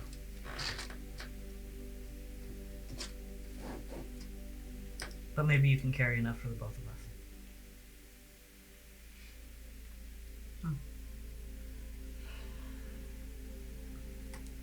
I will be the godfather to your children. Not if you kill me trying to get to Tom. Yeah, close. That was a close one. Very close. 50 cents.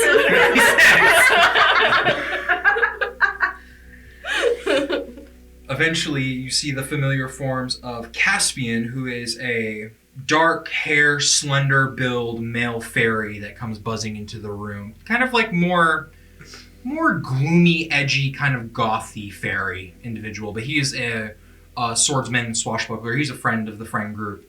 And he's accompanied by Demetrius, who is a Korid, which are like very stout, kind of cloven hooved, similar to satyr, but have like messy hair that are almost like barbed or quilled like porcupines, and has like kind of quilled mustache that comes out, and a big bulging nose, and skin almost looks a bit stonish in just kind of like hue, like very gray in coloration, and just kind of comes stomping into the room. He's like, I hear they're back, where are they? And he goes rolling into the room, and Cassian just comes walking in and goes, ah, yes, friends, it's just been some time, it is good to see you all, and like goes over to Vizar and puts his arm around his shoulder and like pours a drink, and Kelpie comes over and sits down with you all, and they start kind of busting out the more alcoholic Fey beverages for those who would like to indulge. Truth or drink part 2. Truth or drink part 2? Why would Question you do mark? that with Fey drinks? Whoa. With Fey? I'm in a chaos mood I today. go, No sorry, kidding. finish my tea. Finish your tea. Yeah, you see Juniper sits down, and she's sitting next to Orchid, and they're signing to each other, and eventually Hibiscus comes back, and she has tea, and she kind of looks over at the smile, and she'd been spiking some of the tea with something a little bit stronger. Oh, is my tea sweet? Knowing who I have Make a Constitution saving throw. Come on, Darian. What is it? 12. It's a 12? Okay, 17. 17. You sip it, and it's weird because there's a rejuvenating aspect to it with the water, the spring waters of the glen. So it like removes it's kind of like a lesser restoration in a way. There's some magical healing to it. But then you kind of sip that like sweet nectar, and it's very intoxicating. It's like a very strong, hard alcohol. And you're like, whoa, and you kind of feel like almost your lips and tongue go numb. Fucked. You're not intoxicated or poisoned yet, but yeah, like you're feeling it. Yeah. Yeah, it's strong. There's something in the tea, my guy. You see Demetrius, the Korid, kind of rolls over and kind of tugs on your clothing, telling me, he's like, so I heard something's going on has happened. What? It's good to see you. He kind of like pokes you. Like, you don't really seem like yourself. Are you all right? Grabs one of the bottles, just go. Oh, okay. He looks back at you all and just like, what's wrong with him? Who broke him? Which one of you mad bastards broke my body? He broke himself. Life broken. Armand did it. I also did it. Life, Armand, and himself broke him? Uh-huh. Well, that sounds about right, from what I know. He deserved it. He really didn't. Partially. Caspian kind of raises an eyebrow, sits down, like moves the hair out from the front of his face. He's like, I'm sensing a very weird tension right now. Could slice it with my sword. Care to enlighten us as to what is going on? No. Well, No, because it's not my secret to tell. Oh. Interesting. again, tension, friends. As a friend, I get it. As the de facto leader, I'm not a looter. You know what? Vivian. And then I just grab a bottle and start drinking. Okay. For those drinking, go ahead and make Constitution saving throws for me. You see Vizar just kind of keeps to himself, and he just is drinking water, All right, you know looking what? around. Fuck He's it. a bit shut in at the moment. You see him, he seems very nervous right now. 18. Okay. Yeah, you're feeling it. It's sweet. It's delicious. It's like a honey tree sap nectar mixture that's like, it's like a, I don't even know how to explain it. It's like a hot toddy. It's kind of like a hot cocktail mixed Remember when I drink first thing. started making these and it was really thick? Yeah, there you go. 13. 13. You are unfortunately poisoned. And you are drunk off the one drink. I'm poisoned? Yeah, the poison condition being intoxicated. Am I dying? No.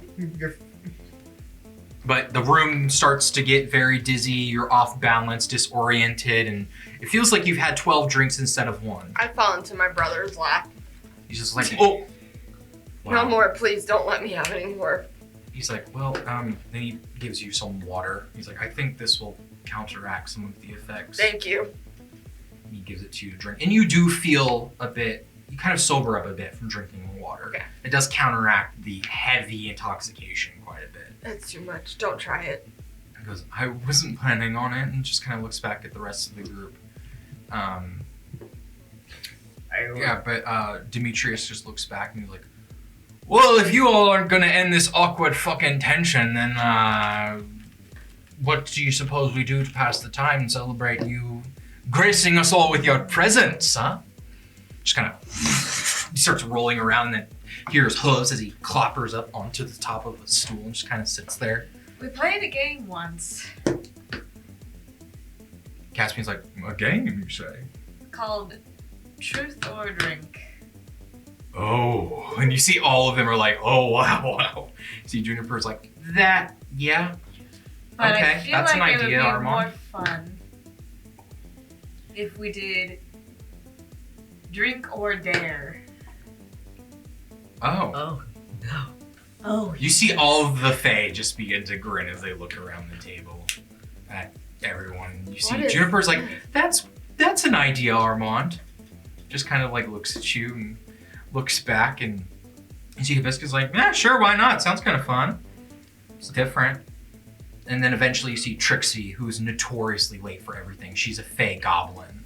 Kind of comes in and goes, hey, what's up, everybody? It's good to see you. And she like twigs in her hair, and she has kind of like long hair for a goblin. She's stout and kind of has that like Fae green and like tattoos all over herself. And she comes walking in carrying like a basket full of fruit, and she walks over to a table and sets it down and hops up onto a seat and goes, so what I miss? You playing a game? I love games. She has that big toothy goblin's grin. we might be playing a game called Drink or Dare. Ooh, yes, okay. I'm in. Pour me a drink. And she grabs a cup, gets it filled, and whoever's filling drinks fills up drinks. I came up with the game. Someone else came up with the rules. You see everyone looks around confused. Juniper's like, well, how did the rules of truth or drink work? Because then isn't it the same thing but dare? Yeah, we asked a question. If they wanted to answer, we answered. If we didn't want to answer, we drank. So someone comes up with the dare. So it's truth or dare, but you drink if you Yeah. don't want to do the dare. Yeah. Okay. Somebody would come up with a dare, give the choice to either do the dare or drink some of the magical, potent Knock you on alcohol your ass. we have here. Okay. Demetrius looks over and he's like, it's just a normal drink for us Fae. It's you outlanders who... It's normal for us. You're the outsiders. He looks over and is like, it's not lethal. Get up. You're fine. Here, drink some more water. Good grief. And he just looks at the rest of the crew. And Cassian looks over and he's like, I'm game. It's been quite boring here recently, so been cooped up. Just looks at you all. Who's going to stop? Believe Armand should be given the first dare as he fathered this game. All right, let's go. I'm not giving it. Okay, someone. Temptation and now draw. Okay. Oh, So go now- ahead and now roll. spin the bottle. Are we doing just player characters right now, or are we doing the NPCs as well? NPC. NPCs. So, okay. So we got you 4, and then there's the sisters, which is an additional 3, so it's 7. And then we have Caspian, Demetrius, and Trixie. Okay. And then also Kelpie at the table. And And then we'll say This It's gonna be a long game. This is gonna be and then we'll say fluttering in Silk, who you encountered before. She comes fluttering in through one of the opening in the trees and sits down and just like, oh, hello, everyone. Hey, girl. Just she comes walking over, sits down. So now I believe there's a full 12. So if someone would like to roll a d12, Ooh, and fuck we will yeah. just go from there. Who wants to roll it? Angel. You roll I'll roll it. Okay, buddies. 10. 10. Okay, so I believe. Crap. They're kelp. Kelpie. Yeah. Yeah, I think that falls to Kelpie, I want to say. That's beautiful. Okay. So does Kelpie get to ask, or does Kelpie get the dare? So I believe you were going first, or no? Mm-hmm. So Kelpie gets to give the dare. She gets to give the dare to Armand. Mm-hmm. Mm. And then Armand gets to give it to the next person. And that's how it'll go. Okay. Okay, but I'll roll for like next person. She smiles and sits back and thinks for a long time. I dare you, Armand, to say the names of the individuals at this table that you've kissed before. Oh, none. She just frowns and looks at you. She's like, dang it! All right, well, you're next. Why? What were you hoping for? I'm just curious. It's been a while. 9. 9.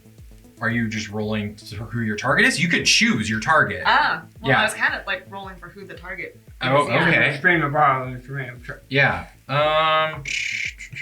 So it's you for like 4. So here's the thing: if you want to roll for your party, you can roll a d4. Mhm. If you want to roll with the NPCs, then it's a d12. So you rolled a 9. Yeah. So the 9 would be Caspian, Demetrius, so 4, 5, 6, Hibiscus 7, Juniper 8, Orchid 9. Ooh. Orchid. Orchid. And you see she just kind of stands there. And she has her spiked tea, just drinking it, and just looks back curiously.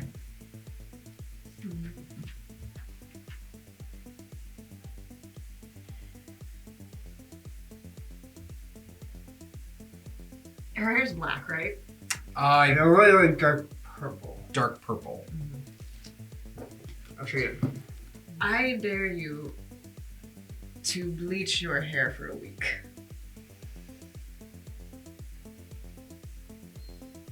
She looks down at her drink and looks back at you, and she kind of squints her eyes a bit. She nods and sets her cup down, Okay. and then she signs, "Bet, I will." And I said, okay.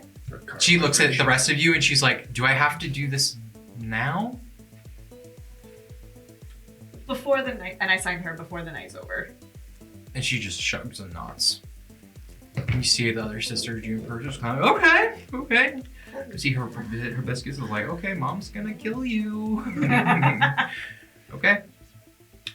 She looks back. Thinks for a moment. Here, I'll roll a d4. Ooh. Keep you all engaged in it. 3.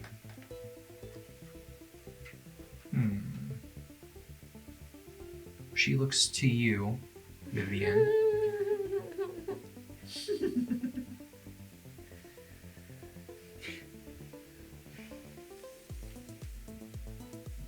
It's a dare. Drink or dare. Drink or dare.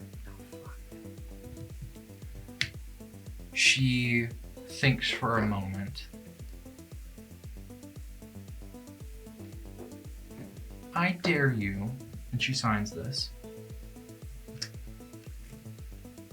to steal back something that was taken from me. Confiscated from Mom. It's in her chambers. And I'll write down what it is because I don't want anyone else to know what it is. And that's my dare. Do I have to accept it before knowing what it is? Mm-hmm.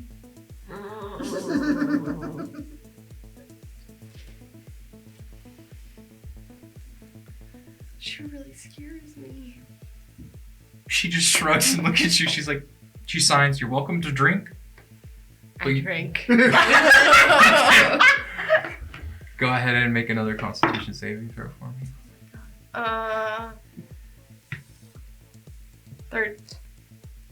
No.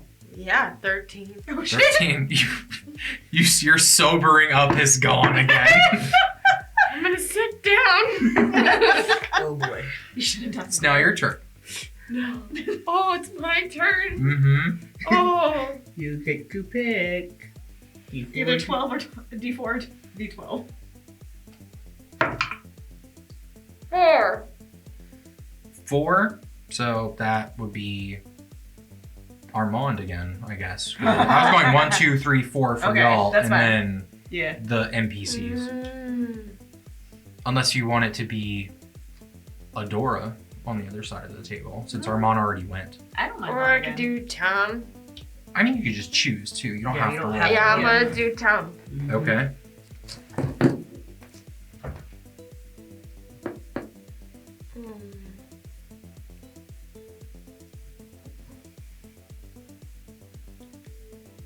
Show us the full moon.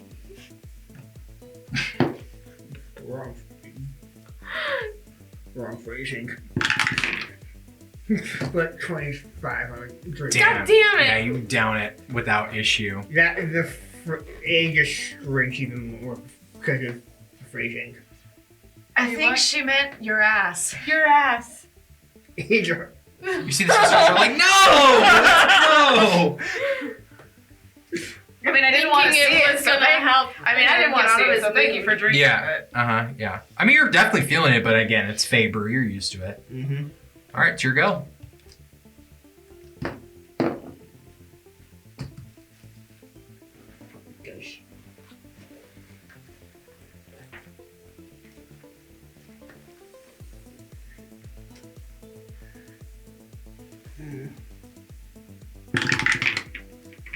Five. 5. So that would be, I think, Vizar. Brother.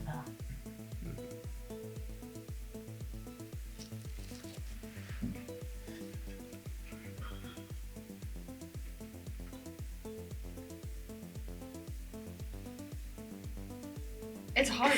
It is, especially when your character's just kind of hard. You know, it's not as Yeah. hard as it. Mm-hmm. Do you want me to come up with one for you?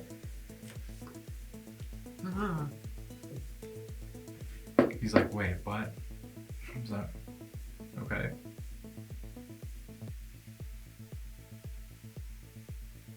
Do you still have the dragon scales that you use to do the thingies? Yes, that's how I cast my magic. I dare you to use one of the dragon scales on Senora Lily to do a thingy as a prank. What? Tom just You want me He just trying to what? But that's a very. You want me to cast a spell on Lily? I want to pull a prank on A prank? yeah. Okay. My spells are very. Either that or you drink. But what kind of spell? I could cast a simple spell. Your discretion. My discretion. It has to be fun. So there is discretion. Your discretion, it has to be fun. I hate you. You don't have to do it, Vizar. I'm not gonna go cast some lower level tiered sorcerer spell on your mom and then piss her off and then get us kicked out because we're playing a drinking game. I don't have a lot of my spells are used for the field and do things. They're not fun. So you kind of put me in quite the predicament. And he takes the cup, drags it over, he kind of sniffs it. He's like, oh gosh, I hate you. just drinks it. He's just oh gosh, whoa, wow, okay. Just kind of sits there, sets it down. It's like, okay. Just looks back. Happy, satisfied. I am, yeah. Okay, great. You want water? Yeah, thanks. Just sit. Just kind of. He's like, I can't feel my tongue. Like,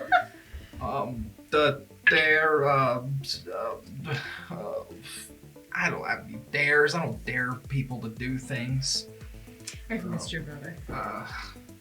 Just kind of looks at you all and is like, thanks for a long while. Oh, he drunk.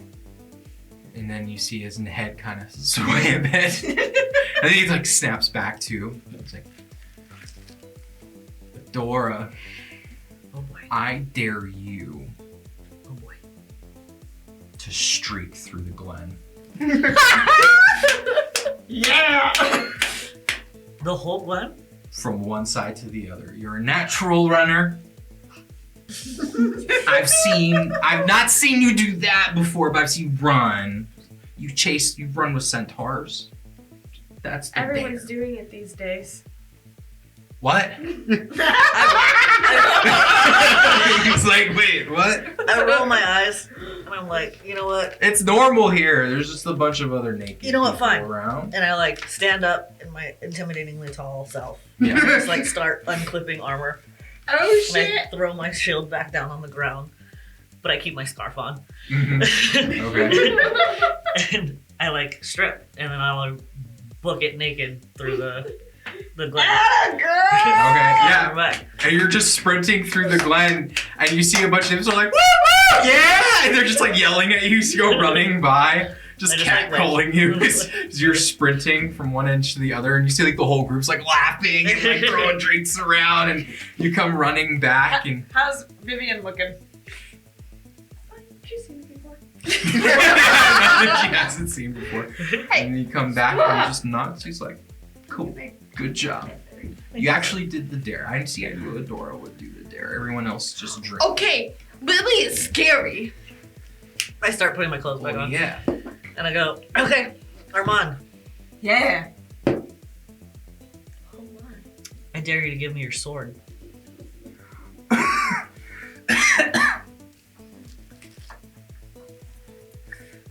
Permanently? Yeah. Fuck you. Okay. Go ahead and make another Constitution saving throw for me. Absolutely not. I just grin. Oh shit! It's an 8. I'm drunk. Yep, you are poisoned. I just like. I would rather lie on my sword than give it to you. I just wanted to see you drink. It's fair. Okay. Back to Armand. Alright. Tum! I dare you to kiss the person you find the most attractive here.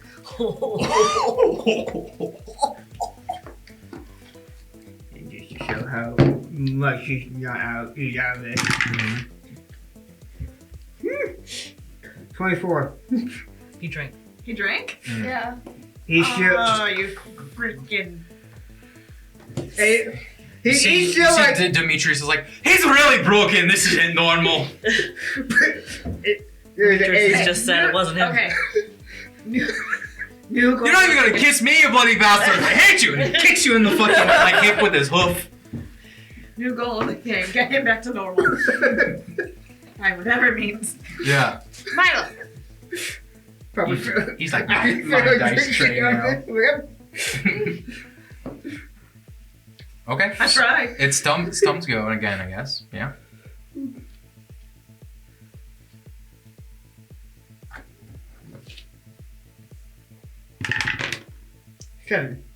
Seven. So that would be, I think, Ariadne.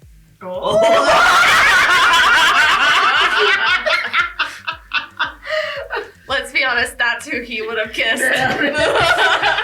Let me call Mel. We need you to answer this. In character, what would she do? What would she do right now? I need a photo. Hey, Swingler, give back my friends back all the gold you took from them. Oh. She drink. Yeah, she just kind of looks at you and she's like, fortunately, I'm not that fucked up yet. And she drinks her drink. And she's holding her own. She's a little tipsy, but not drunk. She kind of looks back at you all and looks around curiously, trying to like clock everything that she's heard from recent days and Oh God, she's heard a lot. everything. Yeah. He wants that cookie so bad. He wants it so bad. He's like, whoa, bro. If it was No, let him just do it. if it was just a straight, I got a few I'm pictures just- already. If it was just a straight peanut butter cookie, maybe, but there's Reese's in there. I got a photo. No. It's like, what? Okay. She looks back at you, Aconitum, with a brow raised. She's like, I dare you to share the story of how you became what you are. Oh. Oh, I knew I liked this bitch. And she looks back and she goes, She's an acquired taste. not to pry, but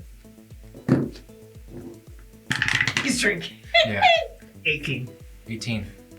I'm gonna say because you're continuing the drinking, the DC is getting higher and higher. You're just kind of getting there, where you're really starting to feel the effect of it. But you have a high constitution. You're stomaching it well, you know. But she looks back and goes, maybe another time then.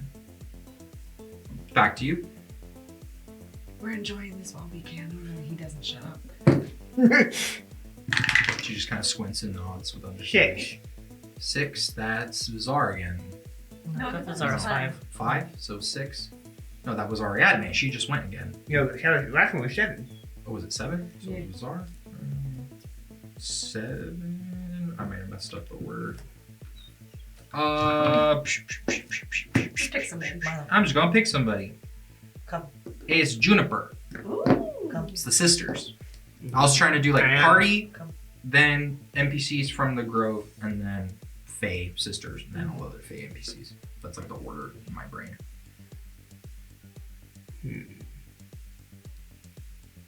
What you gonna do? Your I know. sister do. I suppose it wasn't a lot, but probably a situation. Sit. Sit.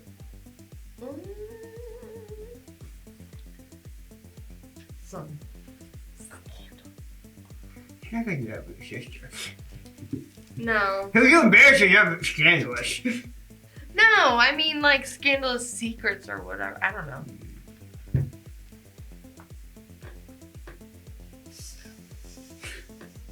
He's so cute.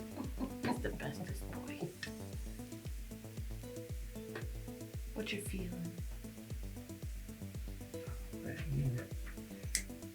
No, I'm gonna pick for you again. Yeah. Come on. Junie, She looks back. Yeah. I dare you to kiss the person you find most attractive here. I'm surprised that you didn't pick some hibiscus. Hold on, Juniper's who he picked. I know. And that's something he went after his sister. You see Hibiscus kind of blushes a bit and looks back at you when you say that, and you see Juniper's like, wait, what? And like looks over and like looks confused and looks back, and then she's like on the spot and looks around. She gets up from the table and walks around. You see everyone's like, oh! It's like freaking out because she's doing the dare. And she goes over and she grabs Caspian by the collar and kisses him. And you see he's just caught in shock and then just like reels back from it and just blinks, and you see his like fairy wings kind of like shudder. And he's just like, oh, okay. And she goes over and walks back. She goes over and walks back down. She's like, okay. Respect. Was it worth it? Yep. Yeah. Back at you. Wait, what? She dares you to do the same.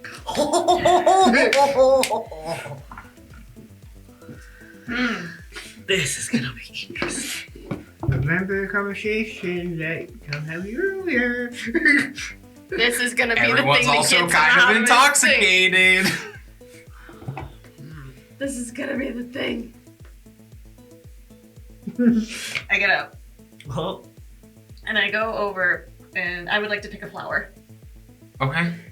Just from the nearby. Mm-hmm. Yeah, there's flowers grown and or plucked in vases and like on display and stuff. Yeah. So I pick a flower hmm and then I walk straight over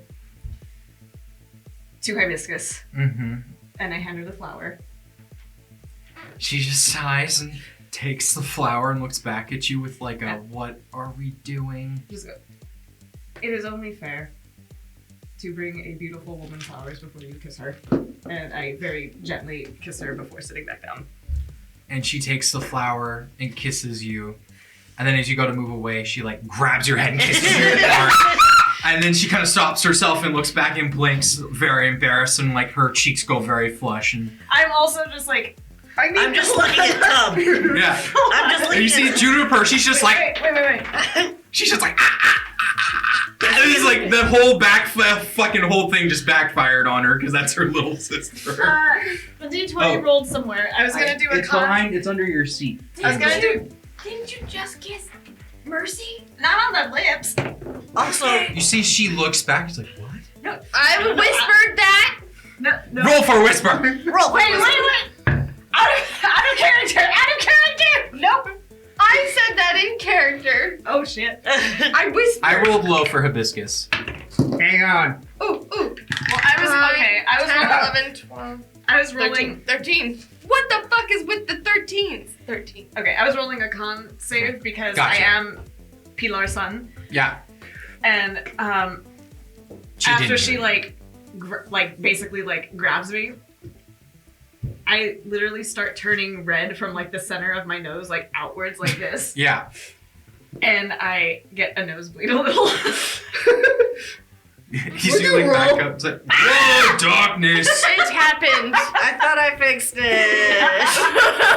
Darkness, smile. Oh, this is perfect for Tom right now. Dun, dun, dun. Internally applying. Remember, whatever you do to my sister, I do yours. I would like to see. There he is. There he is. You unbroke tongue. Now we know. That's all it takes. Just kiss his sister. Big brother Gage. Okay. Oh my gosh. But yeah, you get a bit of a nosebleed, and Hibiscus instantly kind of like looks worried, and you see everyone's just kind of like, ooh, like everyone's having a good time, drinking, laughing. Thank you. And then I just like sit next to her. She kind of like sits there looking at the flower, looking back at you. She like goes and like pulls a handkerchief out and like hands it to you for your bloody nose. Gracias. And she just kind of sits there awkwardly. So everyone else is just kind of like gawking in your I'm just direction. elbowing Tom. I'm Yeah. like, Tom. He's making moves. You see, Juniper's like, how long has this been going on for? Tom, he's making moves. Tom, you gotta snap out of it, bud.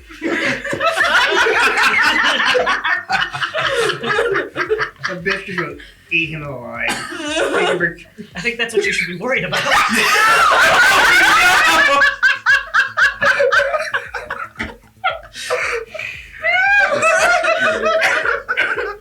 Oh my god. How many times can we make David cry today? Yeah. Props to you, because you're playing a super depressed Tom right now. And you have to stay in character. Nice. I'm sorry, what was the question? How long has this been going on for? Juniper looks, and she's like, beyond herself.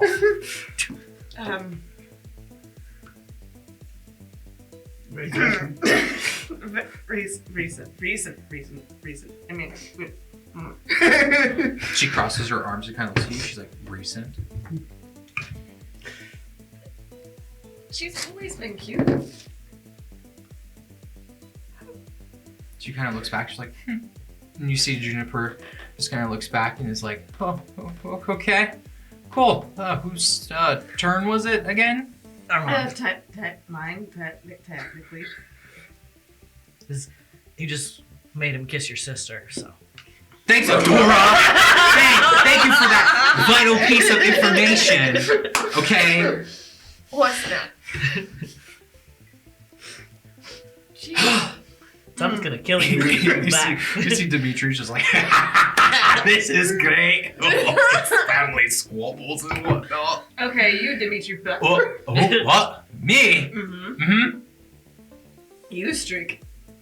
Oh, no problem! Tears off the clothing and just hops onto the table and goes running across the table, butt-ass naked. I imagine his ass is a bit fuzzy because he's a really hairy fey creature. And he goes running around. He has like a donkey tail, like a mule tail. He goes clobbering down. Yeah, he's prancing down the table.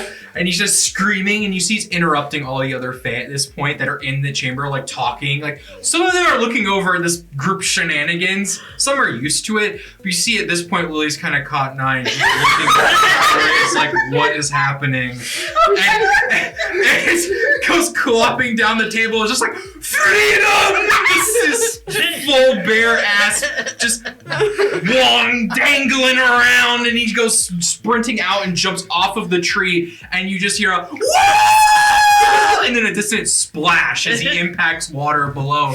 And then you hear the wincing of like, oh, that was a bad idea. And then he goes clopping through the field, just screaming and running around I would like wildly. to formally apologize to everyone at the table.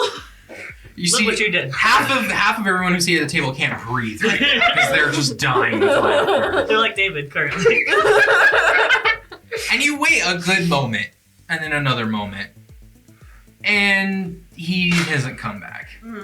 Oh Should we continue or should we check? I mean, technically it's his turn, so that effectively ends the game. And you see everyone just kind of shrug and look around, and you see Caspian's like, he just ran bare naked through a glen of nymphs. He's not coming back. That's fair. Fair.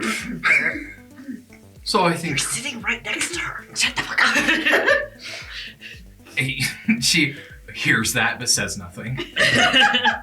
She kind of looks around and you see like everyone's like, well, that was a fun game. Definitely should play again, yes, for sure. And you see Caspian just kind of like looks back at Juniper and then like goes and walks away. Leaves the table, and you see Juniper kind of looks back and like is dealing with this conundrum, but like she did that, and everyone's looking at each other, and Trixie's like, I didn't really like that game. I didn't get to do anything. I just kind of sat here and watched you all make out. I'm gonna go find someone to make out with, and she hops down and just kind of like goes and walks Hang away. on, Trixie. She You looks want back. a dare? Huh? You What? want a dare? Kiss that one. Oh. Oh, pretty boy. She climbs up and she sits onto the table and kicks her feet up behind her, and they're just kicking behind her. And she's like, you're very easy on the eyes. Kiss the goblin. Kiss the goblin.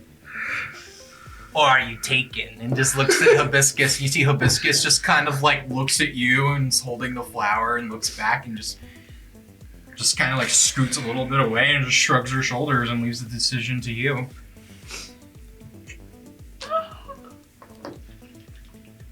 It's not Don't your dare. break her heart. I can't make you kiss me even though I really want you to.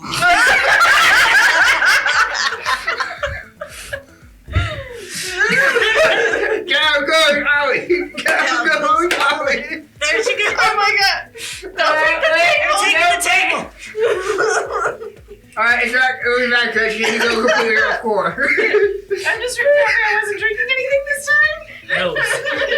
Nose. Nose.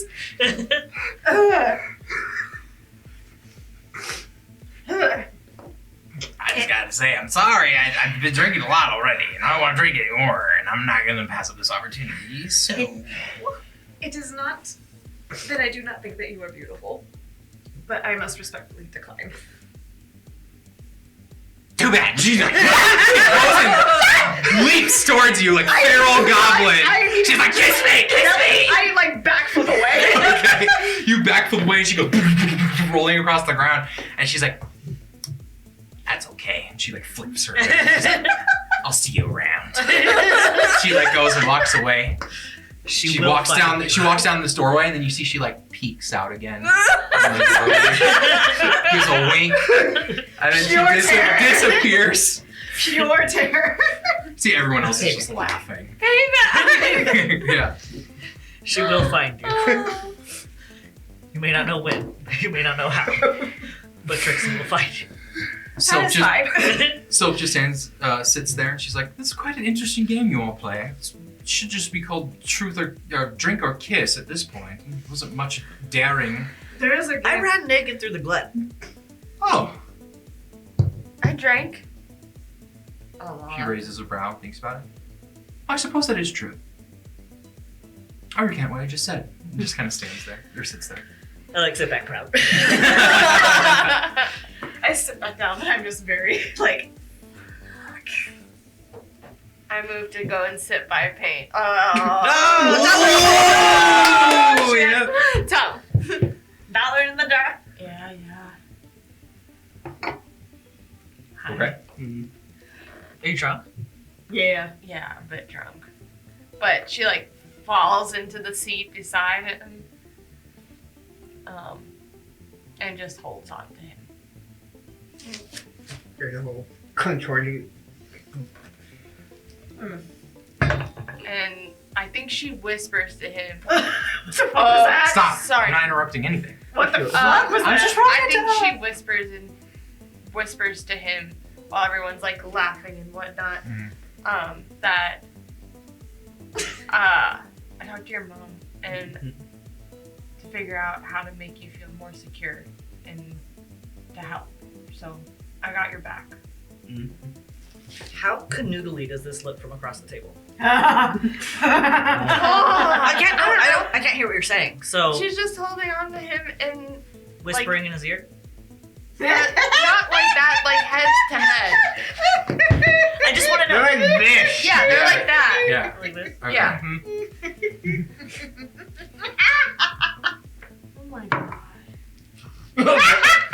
So I'm sitting across the table, and I like look over, and I see them, and I just kind of nod, and then I just go back to my drink. Insight check, motherfucker. Nobody's watching me. I'm watching you. No, You're you're all watching my biscuits. Yeah, that's No, I'm true. sitting next to Ibis. Okay. Alright, rolling McGee's. What? I have nothing for you all. Then why did you roll? Is that not of your concern? Then why did you make that face? Huh? Then why did you make that face? Because you all, as soon as every time I roll behind the screen when you're in the RP, everyone's just like, and I feel like a deer in headlights. No. I'm just doing my thing. Don't worry about me. It should be clunkies. It is a bit clunkies. It's not subtle at all. I was being secretive. Your passive perceptions detect nothing. Okay. I was rolling against that. That's the only meta knowledge I'll give you. Okay. But a few more people take leave of the table, and eventually it's just kind of the four of you. Oh, And Hibiscus leaves. Hibiscus eventually does take her leave for the night. It's kind of getting to the point where everyone's kind of splitting up and going to their own dwellings or areas. Rooms. Do we have rooms? Yes, you have rooms. There are guest spaces, and it's kind of like hammocks strung through the tree, and there's like kind of rooms through the thicket of the canopy that give you privacy and space to talk where there's not other people eavesdropping or whatnot. And then there's also like buildings constructed out in the glen, and there's, you know, kind of makeshift a village almost, and like buildings made of natural resources like wood cabins or straw houses or clay kind of made structures where nymphs will live or call home, and some of them just like lay out in the meadow and fall asleep and live under the trees and don't live inside of structures. So kind of just crash where you want to, unless you want a more private room or a private space. Lily gives you all that, just so you feel the extra comfort in having like beds and whatnot. Have I got my cloak back? Your cloak is hanging up. Yeah, you can just kind of like reach up and grab it. Yeah. Yeah. Grab it, and I like find like a nice like patch of grass to lay on, and I just wrap up in it, and I go to sleep. Okay. Okay. Is there anything else anyone wants to do before getting a full night's rest? I'll probably be the last one to fall asleep. I want to make sure that Tom gets sleep. Okay. So I'll also just sit at the table until everybody's kind of Okay. I was also kind of doing the same. Just, I don't know. we're just gonna wait each other out. Yeah. Oh, like, Oh. I come with though eventually if she sees mom straight away. Get up, go, give her a hug, kiss her on the cheek, and then wander. Okay. and then yeah, I go to bed. Okay. Cool. Find my- All right. So, finding spaces to rest for the rest of the evening. That is where we're going to end tonight's episode, and we'll pick up there next time. So, thank you all so much for watching. Please tune in next time for Ashkeeper's Legacy. Till then, be safe, have fun, and yeah. Yeah.